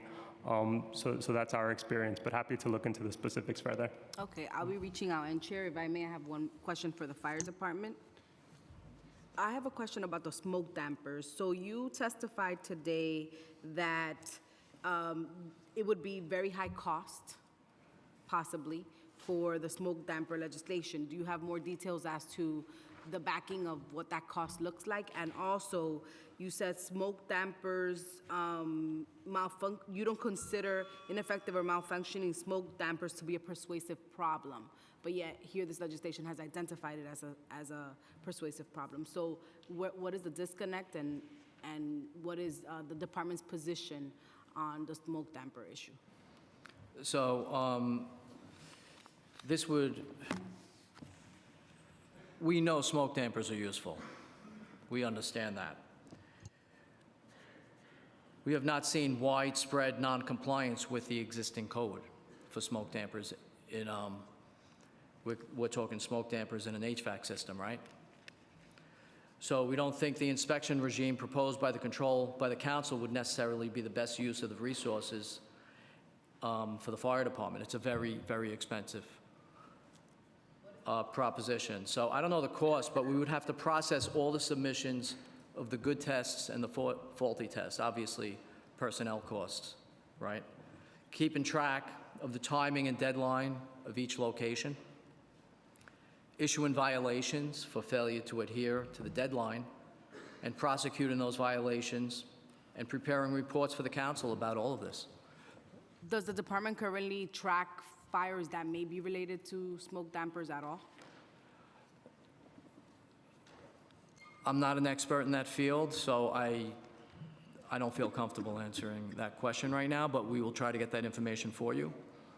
Okay, well, we look forward to a follow-up. Yeah, thank you. Thank you. Thank you, Councilmember De La Rosa. And just, I think you just answered this question, but just to make sure, you don't have the data today about the pervasiveness of damaged smoke damper systems? No, I don't have that information. Okay. It would be helpful to receive that for our consideration. Okay. Thank you. Thank you, Councilmember De La Rosa. Now I'd like to turn it over to Councilmember Feliz. Thank you. Thank you again, Chairs Sanchez and Arreola, for this hearing, and also thank you to the Fire Department and also HPD for all the work that you do on the issue of fire safety. So a few questions, and I guess the first ones are for the Fire Department. Last week, we had another tragedy in Harlem, a fire that quickly escalated, 17 people injured in that fire. So just wondering, besides the fire, what went wrong? What allowed the smoke to spread throughout the building and that fire to affect 17 people in that building? And also, I'm hearing that there was a door that was left open. That's correct. If yes, was the door, the self-closing door defective, or did somebody put something to stop it from closing? Okay, so the fire was in a 6-story multiple dwelling, the kind of dwelling brick with fire escapes that I explained before, very common building to New York City. The fire started on the 3rd floor. The apartment door was open. We believe the fire started by a lithium ion. There were blowtorch conditions into the hallway. People were trapped on the upper floors. So the first way we get people out of a building is via the interior stairs. So our truck companies move in on the fire floor. Second truck company goes to the floor. We have members on the floors above. We go above that fire. We couldn't get above the fire from the interior. So after the interior stairs, we try to get them out via the fire escapes and ladders. It was the back or the side of the building. We couldn't access that floor with ladders, right? With portable ladders anyway, or our aerial ladders. They were blocked off from the fire escape. That's how much smoke was up there. They couldn't get to the fire escape window, so they're hanging out of the window.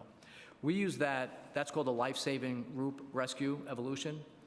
We use that evolution probably once a year, maybe sometimes twice a year. There were 3 done at this particular fire by 3 different people. It's a one-person evolution going down the rope, but it's a fully team effort on that roof of that building. That's another reason we familiarize ourselves with these buildings during our inspections, to look for these tie-off points. So we are trained on this from the minute we go into the fire academy, and we drill on this constantly. It's for the life safety of the residents. And it's very unfortunate that one person died, but there could have been more. And I'm extremely proud to say I'm part of the FDNY, and what happened last week, they did a phenomenal, phenomenal job. But they couldn't get above the stairs. It was a fire where we saved those people due to our training. Right, yeah, and we all saw those videos. Just want to thank you and your entire team for, putting your life at risk to, save people that you don't know, you've never met. But just wondering, what allowed that door to stay open? Was it the fact that it wasn't properly self-closing, or did somebody put something to stop it from closing? I don't have that information with me right now. Okay. But by having that door open resulted in the people upstairs being trapped, the residents and the occupants above that fire being trapped. We try to emphasize, even with our fire safety education, we constantly emphasize, close that door behind you. If there's a fire in your apartment, close that door behind. And as you could see, it was similar to Twin Parks, right? When we arrived at Twin Parks, we arrived there in 3 minutes. The apartment door was open. The apartment across the way, where there were multiple fatalities, was open. Both stairwell doors were open, right? The doors were open, and that creates what we call a flow path. In a fire situation, it's high pressure, right? Fire builds, it creates pressure. And when you open up a door, it goes to a low pressure area, right? So by having that flow path, it's a flue. The toxic gases, the smoke and the fire ran down that hallway, and those smoke and gases went up the stairs. Then there were multiple stairwell doors that were open on other floors as well. Okay, and I guess in the case of the Harlem fire, we're talking about the front entrance door not self-closing, right? That's what allowed the fire to exit. Were there other non-working self-closing doors, for example, in the common areas, that allowed the fire to go into the stairwells and et cetera? In the Harlem fire? Yeah. Yeah, I'm not familiar with that. I don't have that information with me today. It's still under investigation. Yeah, it's still under investigation. It's a brand new fire. Yep. Thank you. Okay, cool. Thank you for the information on that. A few questions to HPD. So after the Twin Parks fire, we passed a very thorough package of legislation, including on the issue of self-closing doors, providing landlords a certain time period to correct conditions. Chair, if I could just have another minute to briefly ask a few more questions. We passed legislation requiring that the landlords fix self-closing doors within a certain time period, requiring a re-inspection after that time period. And if the re-inspection determines that the violation still exists, of course, self-closing doors would be fixed under the emergency repair program. So just curious, earlier you mentioned that last year there were 50,000 self-closing door violations placed. Is that correct? Yes. Okay. And just curious, how many re-inspections were conducted for those violations? So to date, since we were required to do the re-inspections, we have done, what did I say, 55,000 re-inspections? Give me 1 second, Councilmember. Yeah, and if we could get data for the specific 50,000 that we had last year, the 50,000 violations. Okay.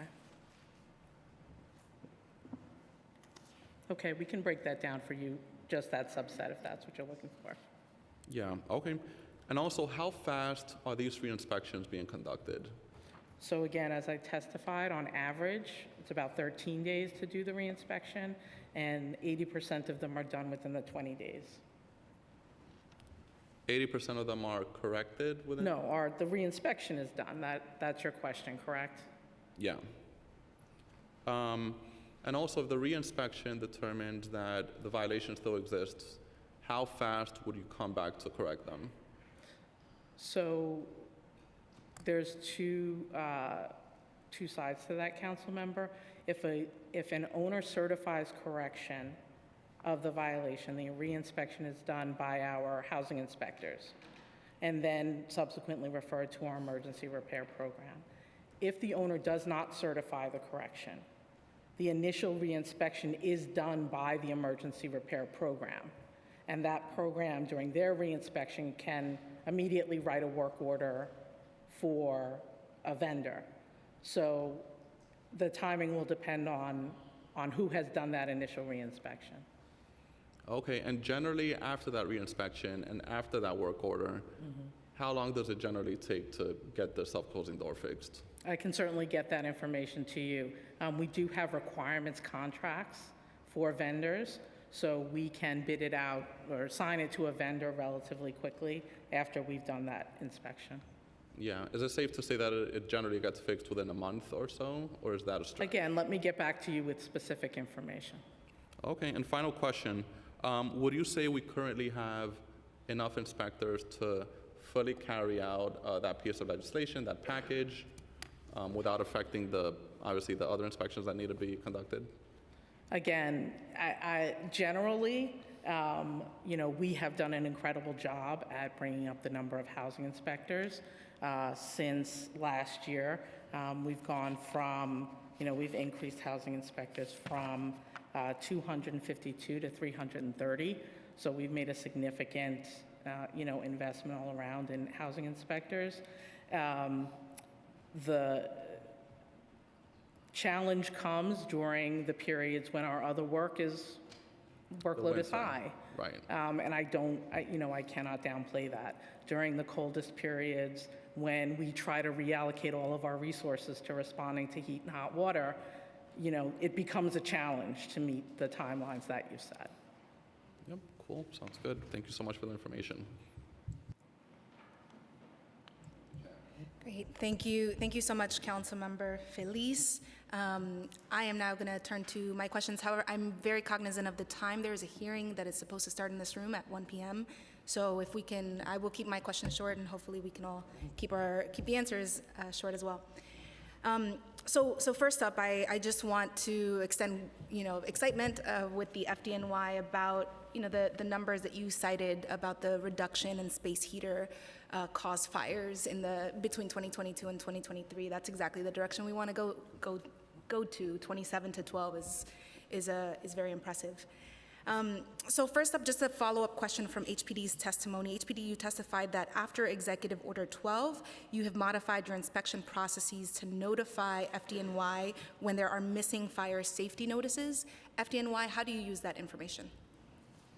So, as I was explaining before, HPD shares that monthly data with us. We have a RIBIS program. A RIBIS program, it's incorporates a bunch of indicators into an algorithm. We look at the construction of the building. We look at the age of the building. We look at if there's a sprinkler system. We look at previous fires. We look at complaints, any medical or fire emergencies that respond to that we respond to in that building. The model's called ALARM. It stands for a learning approach to risk modeling. So as I spoke on before, our uniform members performed 43,000+ inspections due to this RIBIS program to identify risky buildings. So we have different models that will determine the probability of a major fire in that building and also determine the probability of somebody dying or being seriously injured if there's a fire in that building. And that's how the risk is determined. We have a risk score and we have a ranking. So we get this information from HPDs. It's a tremendous amount of information. It's broken down into 350 categories, approximately 5 million entries of information, a lot of information. So what we do not want to do is we don't want to incorporate this information without compromising our existing system. So when a building does come up that's risky, we will inspect that building. Again, we inspect at the building level, not the apartment level. So when a building that HPD has flagged in their 5 million entries of data, and it dovetails with a building that is ranking high through RIBIS, then that building is prioritized for inspection? Yeah, so the units, all 350+ fire companies, have a ranking on their computer, and it refreshes on a monthly basis, and they will get that at the top of their queue, so to speak. And of course, that's in addition to complaints, which we had last night, and other inspections that they do. Thank you so much. Yeah, I requested previously information about RIBIS, and it was very, thank you to Jake, who I'm gonna get at the dais one day, for sharing information about the submodels, right? I'm right, yes. The submodels in RIBIS about the ignition model and the impact model. So follow-up question here, about data sharing. So understanding how HPD shares this missing notice information with FDNY, and then you incorporate it into the way that you choose buildings for inspection, proactive inspection. How is RIBIS used by other agencies, HPD, DOB, with your proactive inspections or any of your inspections, reactive? Do you have access to this information? So we don't access RIBIS directly. We sent over, for the proactive program, we identified a list of buildings based on our criteria, and then we gave that list to the fire department, and they applied the RIBIS. And then they gave us back the ranking, and we worked from there. So we didn't directly access it, but certainly it played a big role in the selection of buildings for those proactive self-closing door inspections.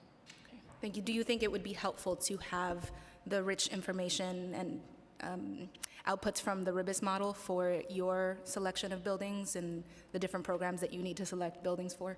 I think let us see how this worked out. Again, at the end of this first year's program, we'll have an opportunity to assess, how that selection went, whether they were good candidates, what did it bring to the process, and then I think maybe we'll have a better answer for your question, Council Member. Thank you. For FDNY, so I had a pre-hearing discussion with several advocates and researchers, and one study in particular was highlighted to us that I wanted to ask you about. So according to a study by Wallace & Wallace that was recently published in Fire Engineering magazine, fire and emergencies of all types have been rising in the Bronx over a 15-year period, while the number of units assigned to the Bronx have been declining, and recognizing that they've been declining all across the city, the Bronx has been experiencing an increase, according to the study, versus other parts of the city, Manhattan in particular. So can you explain the decision-making for declining unit assignments in the face of increased fire events, or how FDNY makes these decisions? We haven't cut any fire units in the Bronx or throughout in the city in many, many years. We still have the same resources that we've had for many years. Fire activity has increased, and again, we are working to educate the public, and we are trying our best. Our response times are still, citywide, our response times are a little bit over 4.5 minutes, and what that means is when you call 911, it starts then until we show up in front of that building. That's very, very good. 4.5 minutes citywide. You can't touch those numbers anywhere in this country. Thank you, and I'll follow up with the particular study so that perhaps we can have a more focused conversation about some of the numbers in there. Thank you, Councilmember. Thank you. And one more question for FDNY. So according to the preliminary mayor's management report, the number of life safety education presentations have decreased from 1,449 in the first 4 months of FY23 to 735 in the first 4 months of FY 2024. So 1,449 in 2023 and 735 in 2024. So I just wanted to clarify that discrepancy because you've talked about the increased number of presentations and number of people reached versus some of these PMMR numbers. Right, even though the number of events may have decreased, the number of people that we reached have increased. Okay, thank you. That's helpful. Next, Local Law 65 of 2022 required FDNY to provide educational materials and provide outreach on the safe operation of electric space heaters in residential settings. Can you provide an update that is specific to the outreach conducted as a result of this local law? Yeah, so when we perform fire safety education, we do concentrate on space heater safety, and we also concentrate on seasonal safety. So we want people to know that you can't use an extension cord with a space heater. There's a tremendous load. And a lot of people use power strips. That's an extension cord. And that's where the education comes in. The electricity in these buildings, it's very old. And we don't want people having these space heaters on when they're not in the room that's being heated, and also when they're sleeping. Right? Also, that space heater needs clearance as well. So this is a message that we are trying to get across. And we're very happy that we have been getting that across with the reduction of space heater fires from 22 to 23. And I would like to add, Councilmember, if I can, as you know, the new ABCs of housing, a whole page is dedicated, page 7, to fire safety tips. And that does cover give space heaters space, the lithium-ion batteries, extension cords, kitchen safety, clear exits, and escape plans. So we do encourage tenants, hopefully it's in a very easy to read format for them amongst other things that they need to know about keeping their home safe. And we would encourage, that to be used as a resource. Thank you, Commissioner. Yes, plug for the ABCs of housing. It's a lot of very, very good and useful information. Transitioning over to DOB and following up on the Chief's remarks regarding extension cords, we are considering an update to the electrical code. How would, from the department's perspective, to the extent that you have the data available, how would some of the updates that we're considering in the electrical code benefit some of the challenges that we see with building electric capacity? Thank you for that question, and thank you for the introduction of the electrical code. We're very excited. We can add it to this hearing if there's still time.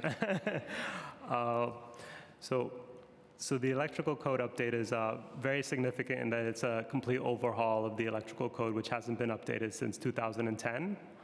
So right now it's our most outdated code. So we see it, serving as a wholesale benefit to the city. It updates all the electrical components of buildings, allows for the incorporation of new technology, and we can look into it a little further to see how it addresses your specific question. Happy to follow up on that. Yeah. Thank you. And just to flag for you, one of the sort of repeating concerns that I heard from advocates is that the City of New York does not require retrofits of buildings' electrical systems. So, as we continue that conversation, more information shared with the public and hearing the public's feedback on those requirements would be helpful. That's right. It's going to be prospective like the rest of our construction codes, unless it's a significant alteration that impacts the whole building. Happy to talk further on that. Yep. Thank you so much. Scrolling to my next question, apologies.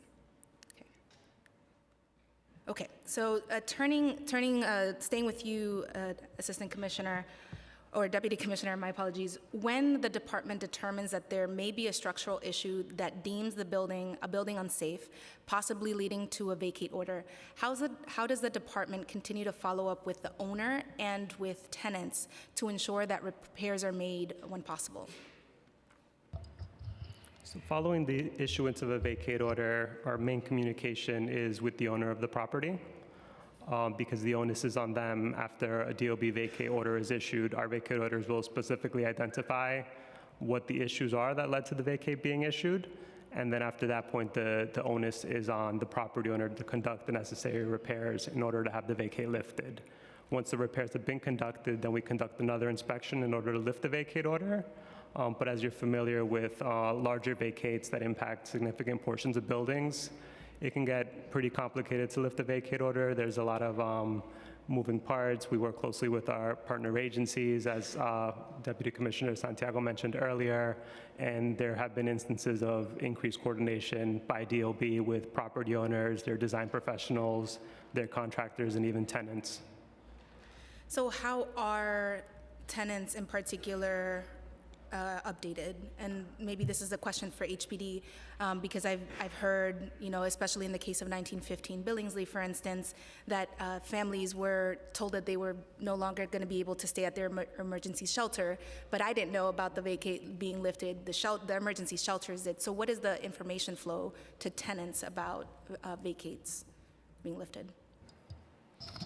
Again, for HPD vacates, and this was a case where both agencies had vacate orders, so it does get a little bit more complicated.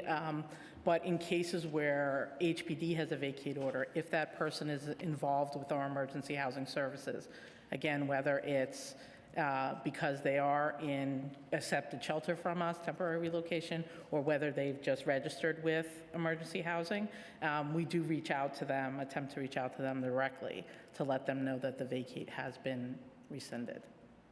Okay, so through emergency housing services. And for both agencies, how often are violations and vacate order information updated online, as we see very outdated information on both of your websites? So information on HPD Online is updated every day based on what happens in our internal system. So if the approval is given in our internal system today, tomorrow you will see it on HPD Online. I'm sorry, Deputy Commissioner, before you answer for DOB, for HPD, understood that once HPD updates the information, it is online. We have many instances of building owners claiming that they have made repairs, that they have done work, and that information is not reflected on HPD Online. So what is that information flow, and what could be leading to some of the discrepancies? So owners should be reaching out to us if they've made repairs to request re-inspections as they're necessary. In some cases, we are monitoring more often than in other cases. And so if it is, if it has either gone beyond the timeline where we're monitoring daily or we are not monitoring daily, then that property owner needs to reach out to us, and we're happy to work with them. Our goal is always to get people back into their housing as quickly as possible, assuming that that is safe for them to do so. Okay. Thank you. And similarly for DOB, our information on our website is updated pretty frequently. Complaints and inspection results, for example, that would be updated either later in the same day or the next day. But I believe you were referencing construction applications and permits. That's instantaneous in the DOB Now system. So as soon as a construction application is filed, where it is in the review process by DOB, and whether permits were issued, that's all transparent and updated in real time. Thank you so much. Nearing the end of my questions here. So for moving back to staying in the topic of tenant information and access to information when they're in this distressing situation of having been displaced from their home due to one of these emergencies. Deputy Commissioner, can you describe to us HPD's contract with the American Red Cross? What exactly are their scope of services, and in particular, with a particular emphasis on tenant communications and length of time? So I do not oversee the area that manages that contract, but certainly we're happy to get back to you in response to any specific questions you have about that, Council Member. Got it. Okay, thank you. Okay, so that I will have a couple of follow-up questions for you, and just wanted to just wanted to flag, I mentioned some of these up front in my, yes, I do have 2 screens up at the dais. I am very proud of this. But just wanted to flag, right? Isn't that cool? I mentioned some of this at the top with my testimony, but there are a lot of issues that have become clear to me and to my colleagues as you've heard, and I want to highlight them here to make sure that we can have a broader conversation. Like I said, I certainly acknowledge New York City is a leader in providing for New Yorkers in times of distress. Other cities don't have programs like the ones that we do, but that doesn't mean that we can't do it in a better way for tenants. So there's been a lot of concerns around the lack of communication from the agencies. There's a lot of ongoing work and coordination between the agencies, emergency management, HPD, DOB, but that information is not always accessible to the tenants regarding what is the status of their building, when they will be able to go back, any time estimates. And then just with respect to the experience of being displaced, there have been a lot of concerns, and these are ongoing, about placements in hotels that are far or shelters that are far, not having access to cooking equipment, the costs of being displaced piling up because you have to, you have to purchase food and you're not able to cook it. There are issues around the security of buildings, and so maybe we can answer that question today. Which agency is sort of responsible or provides any oversight over ensuring that a property owner provides security for a building so that there's no looting and theft that occurs of tenants' properties? And there's an entire list, but I wanted to highlight that as a topic for further discussion, and maybe you can address the building security question. Excuse me. Generally, obviously, property owners are responsible to secure the building. If there are cases where apartments are unsecured and there is no property owner to speak of who is engaged with the building, HPD may seal individual apartments. But the agency is not responsible for the site security in the way that I think you're asking. And I just echo Anne-Marie's response. So DOB is also not responsible for securing the building. That would be a responsibility of the owner. Okay. And then tenants they need to take it up with the owner if there are losses. That's correct. Yeah. Great. Okay. Well, with that, my questions conclude. Chair, do you? Included as well. Okay, thank you, Chair. Well, thank you all for your testimony today. Look forward to further discussion on this, but I think we have a lot to be proud of and some work to do, but it's on a very strong foundation. So thank you for your work, DOB and HPD and FDNY. Thank you to our first responders for everything that they do to protect New Yorkers. Well done.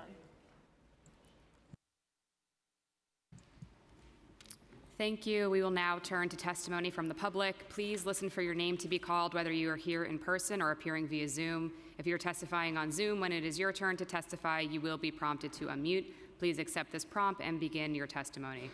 In the interest of time, your testimony will be limited to 2 minutes per person. We will begin with our first panel: Oren Barzoui, Chris Rutch, Daniel Avery, Alfred Webb, and Melissa Barber. You can please come up to the table.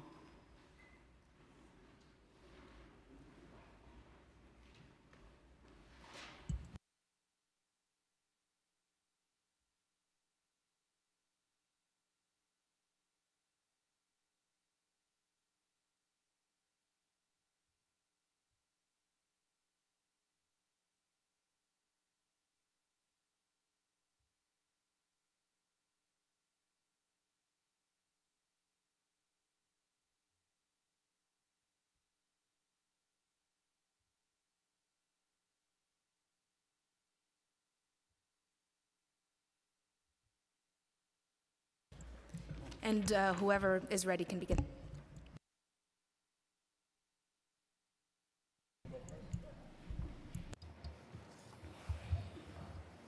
Good afternoon.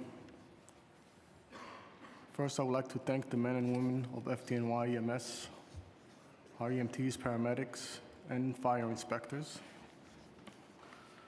I also want to thank our firefighters for their heroic work during the Twin Towers tragedy. Thank you, committee chairperson and honorable council members. My name is Oren Barzilay. I'm a 29-year veteran of FDNY EMS. I am also the president of EMS Local 2507. I am here today to speak on behalf of more than 4,100 uniformed FDNY EMTs, paramedics, and fire inspectors. New York EMTs serve in the most renowned fire department in the country, perhaps one of the most renowned in the world. We are tasked with responding to an incredible number of emergencies each year. In 2023, EMS responded to 1.62 million medical emergencies, another record-setting year for the department and nearly 40,000 call increase from 2022.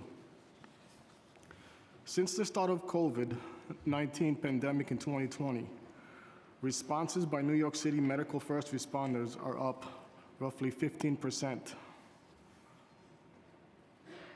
FDNY EMS has responded to over 28 million medical emergencies since 2003. I am here today to spotlight very considerable issues for our city's EMTs, who, despite their pivotal role in serving and protecting New Yorkers, we are horrifically supported with resources from our city government. EMT assaults are at an all-time high within the past 2 years, where FDNY EMTs and paramedics were attacked or threatened 386 times in 2021 and 363 times in 2022. Many hundreds of our members are not even reporting them due to a lack of any action at all by both the department, the city, and the judicial system. When we arrive at the scene of an emergency, we don't carry guns like our NYPD colleagues do. We don't have axes like our FDNY firefighters do. We roll up on the scene of an emergency with a doctor's bag to provide medical care. And in return, our members are being punched, kicked, spat on, bit, stabbed, and one was actually murdered last year. What is the city going to do to fix this crisis? I urge this committee to pass legislation that all EMTs or paramedics are not left alone in back of that ambulance. It must be mandated for the FDNY to require a 3-man crew in an ambulance. This way, no one is ever left alone. Furthermore, all our supervisors respond on their own without any additional resources. They need to have a second person with them as well. If you're faced with such high chance of getting assaulted in your workplace, it's an employer's responsibility to keep the workforce safe. That protection is non-existent. Perhaps it's time the city designated EMTs and paramedics as peace officers. EMS is being totally starved of necessary resources to allow us to work safely and protect the city's citizens at the same time. Right now, the FDNY is providing body armor and ballistic vests on a voluntary basis. This tragic uptick in stories about EMTs are being brutally assaulted is worrying.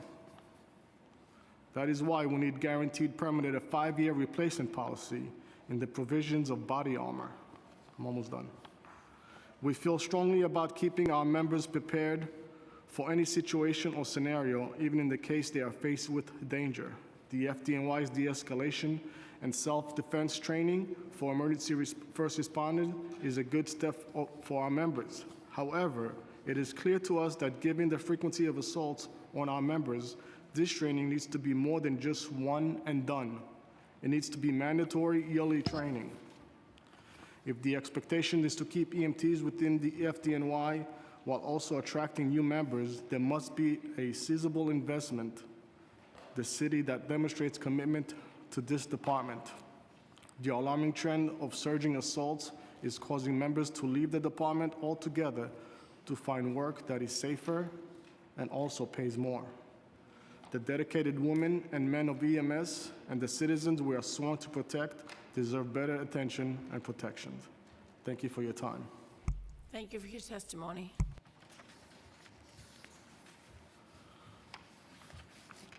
Can I just add something to what the department spoke of? We do not have a replacement policy. I'm sorry, could you repeat? We do not have a replacement policy for a ballistic vest. Some members carry 15, 20-year-old vests. There are currently 1,200 members who do not have an updated vest. Our inspectors are not civilians. They are uniformed personnel by law. In the Bronx, last month, the FDNY shut down an entire EMS station and relocated those resources to the borough of Manhattan. While they are $2.3 billion funded agency, there has been no increase in funding to EMS.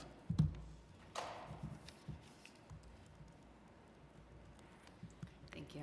Thank you. I appreciate that information, that's the statistics, and look forward to working with you more. Yep, very important. Okay. Thank you to Chair Ariola, who has to jump to a different hearing, but I will be staying here to listen to all public testimony. Please. Chair Sanchez, Chair Ariola, and members of the Committee on the Housing and Buildings and Fire Emergency Management, I thank you for your opportunity to provide testimony regarding 88-2024. For the record, my name is Christopher Rook. I'm the Director of Education of the National Energy Management Institute, otherwise known as NEMI.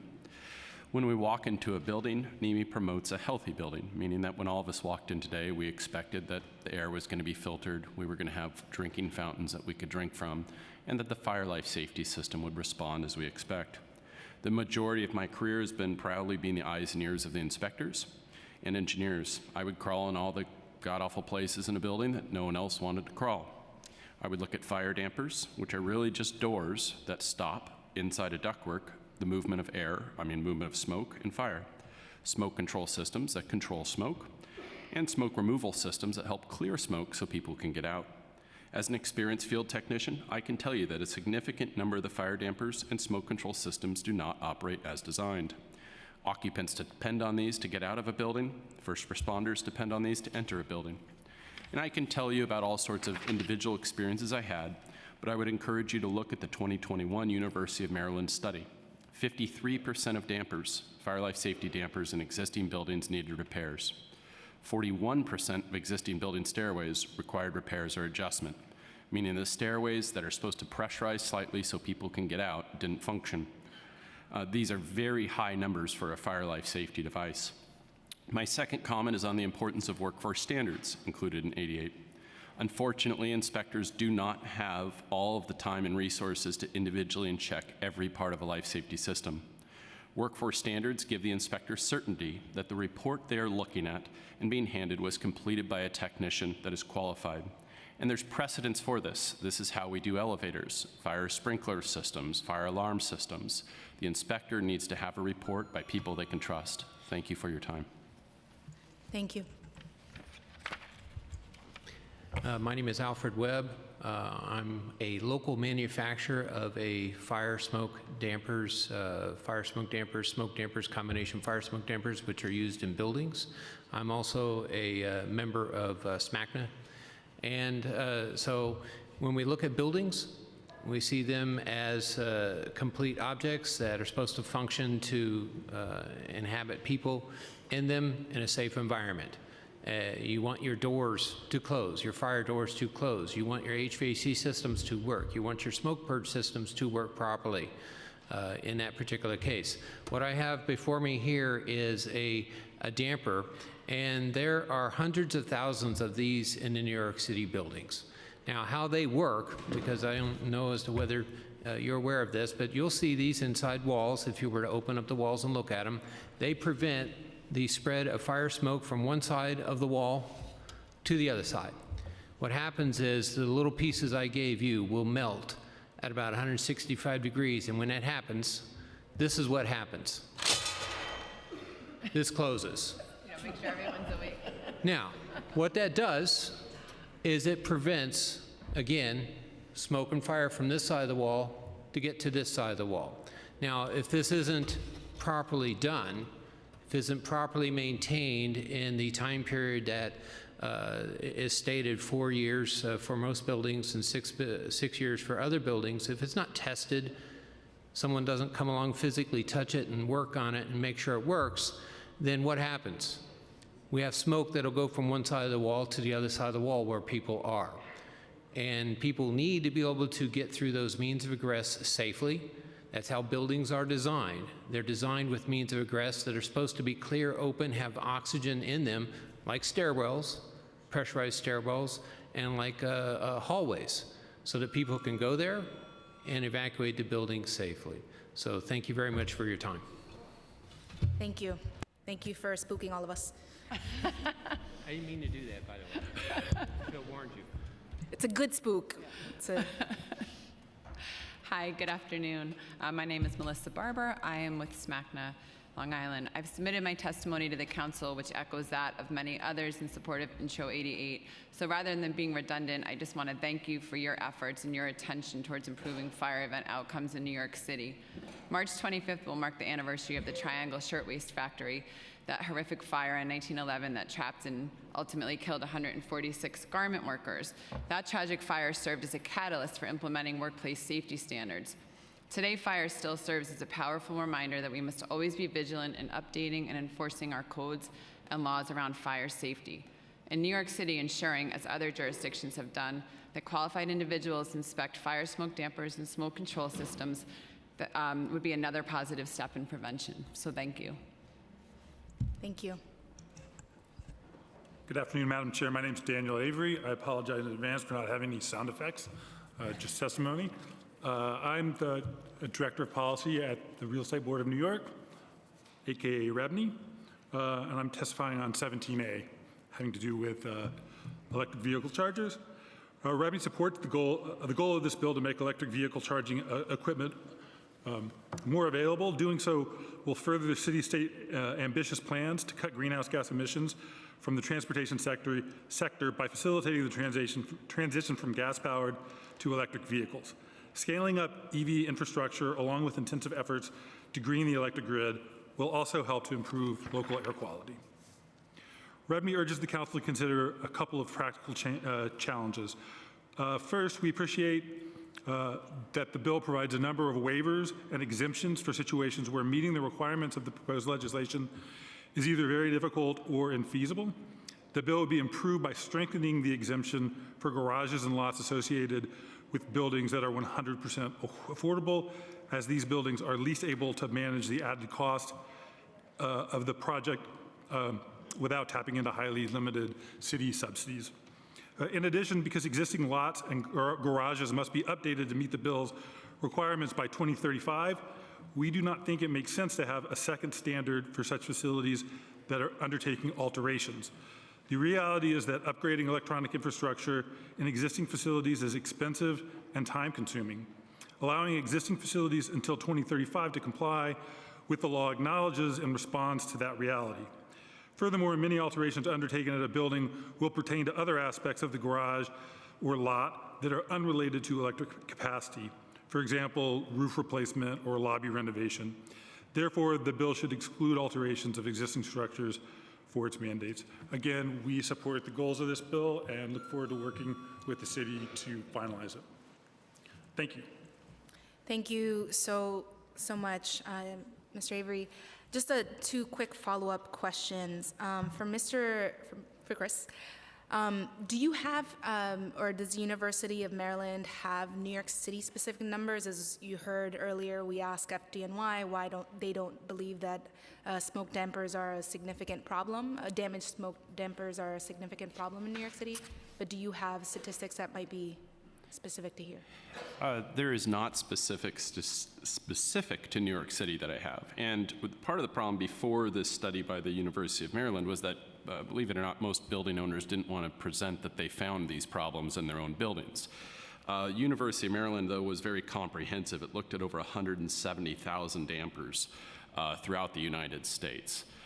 So that, to my knowledge, that is the best study that we have. Okay, thank you. And the other concern we heard from FDNY was about the cost of implementation. They didn't articulate why they thought it would be so costly, but can you share how much it would cost a building potentially? Yes, cost is always a concern. I think we all deal with that every day. For building owners, whether public or private, would in theory see no additional maintenance costs because they're already required to do this under the New York City Fire Code.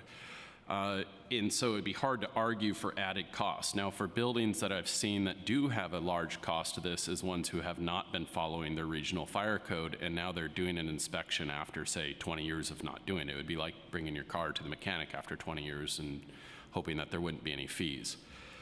Now, on the inspection side, again, anytime you're doing anything, I agree there's always some kind of added cost. However, the goal here would be to add this requirement to existing inspections. So part of the reason that there's workforce standards there was to address that. So that way, when an inspector goes out, they would simply say, "Can I see your smoke damper report?" And then they would verify that it was done by a qualified technician. A way to simplify it more would be to work with the fire department and come up with a New York City specific cover sheet that would address exactly what they need. That way, very quickly, they could look at it and say, "You've already done it." You've seen this happen in cities like Philadelphia, where they just added it to their existing programs. So high-rise buildings that are part of the program that were already submitting data, just submit that same data over to the city.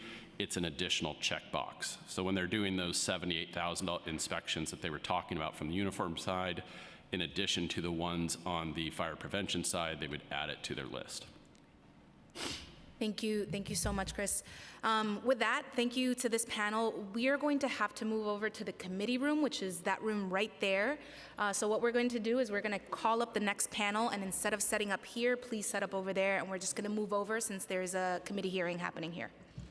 The next panel is going to be James Callahan, Anthony Guerrero, John Jackson, and Marvin Tavares. So we'll be moving over to the other room. Thank you.